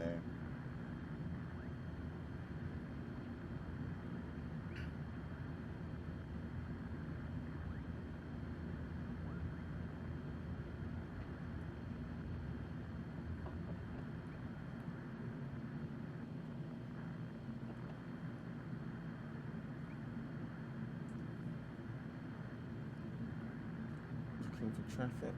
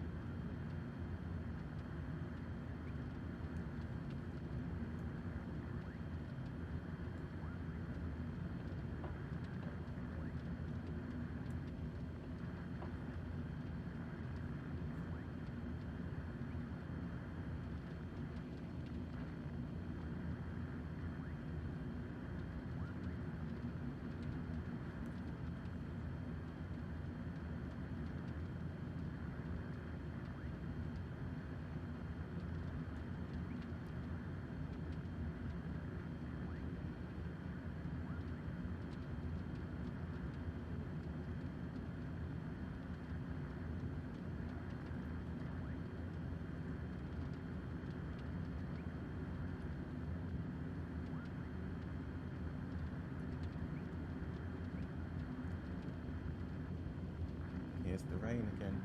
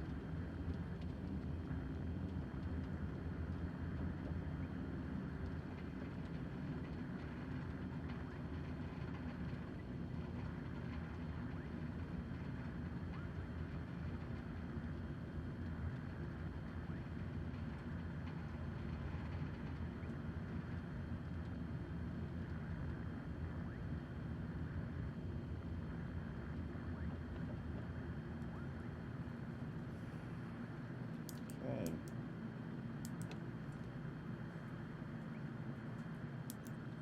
Bring it down.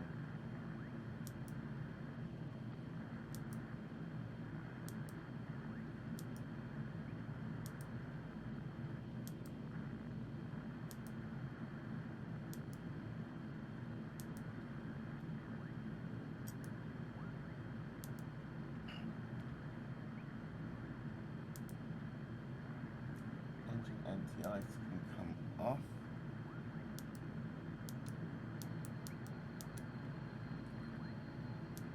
Auto ignition can come off. Exterior lights, take recognition, nav, ice, taxi off, strobe, tail can come off, leave beacon on. Ice protection can come off.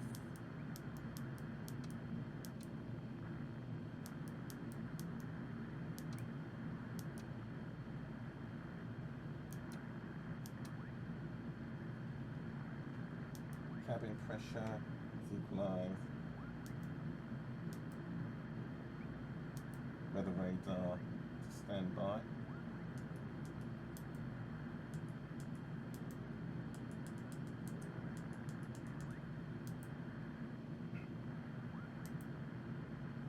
Parking brake is set. Auto feather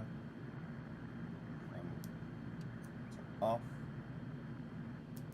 Stereo lights are fine. Oxygen handle goes off. Leave emergency lights as they are. Leave avionics master so we can finish the checklist. AC inverters can come off.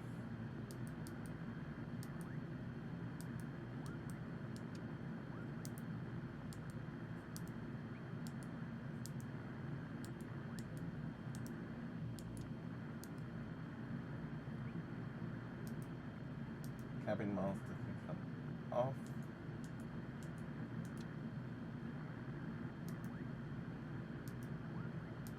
Cabin accessories can come off.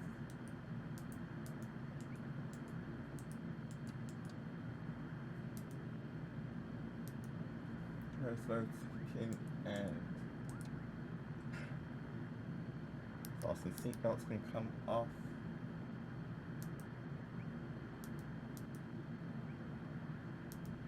Vent blower is off.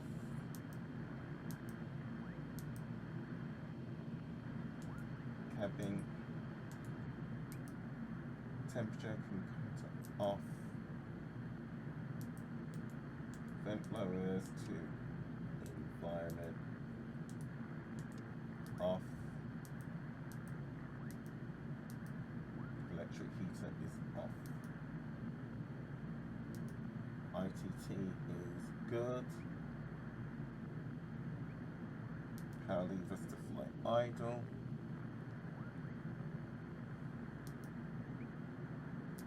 Condition levers cut off.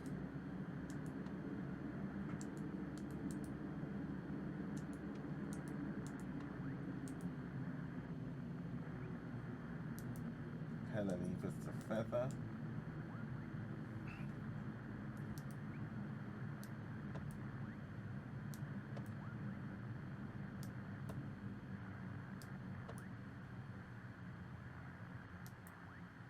electric switches can all come off.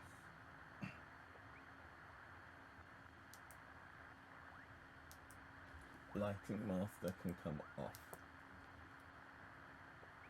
Parking brake is set. Emergency lights can come off.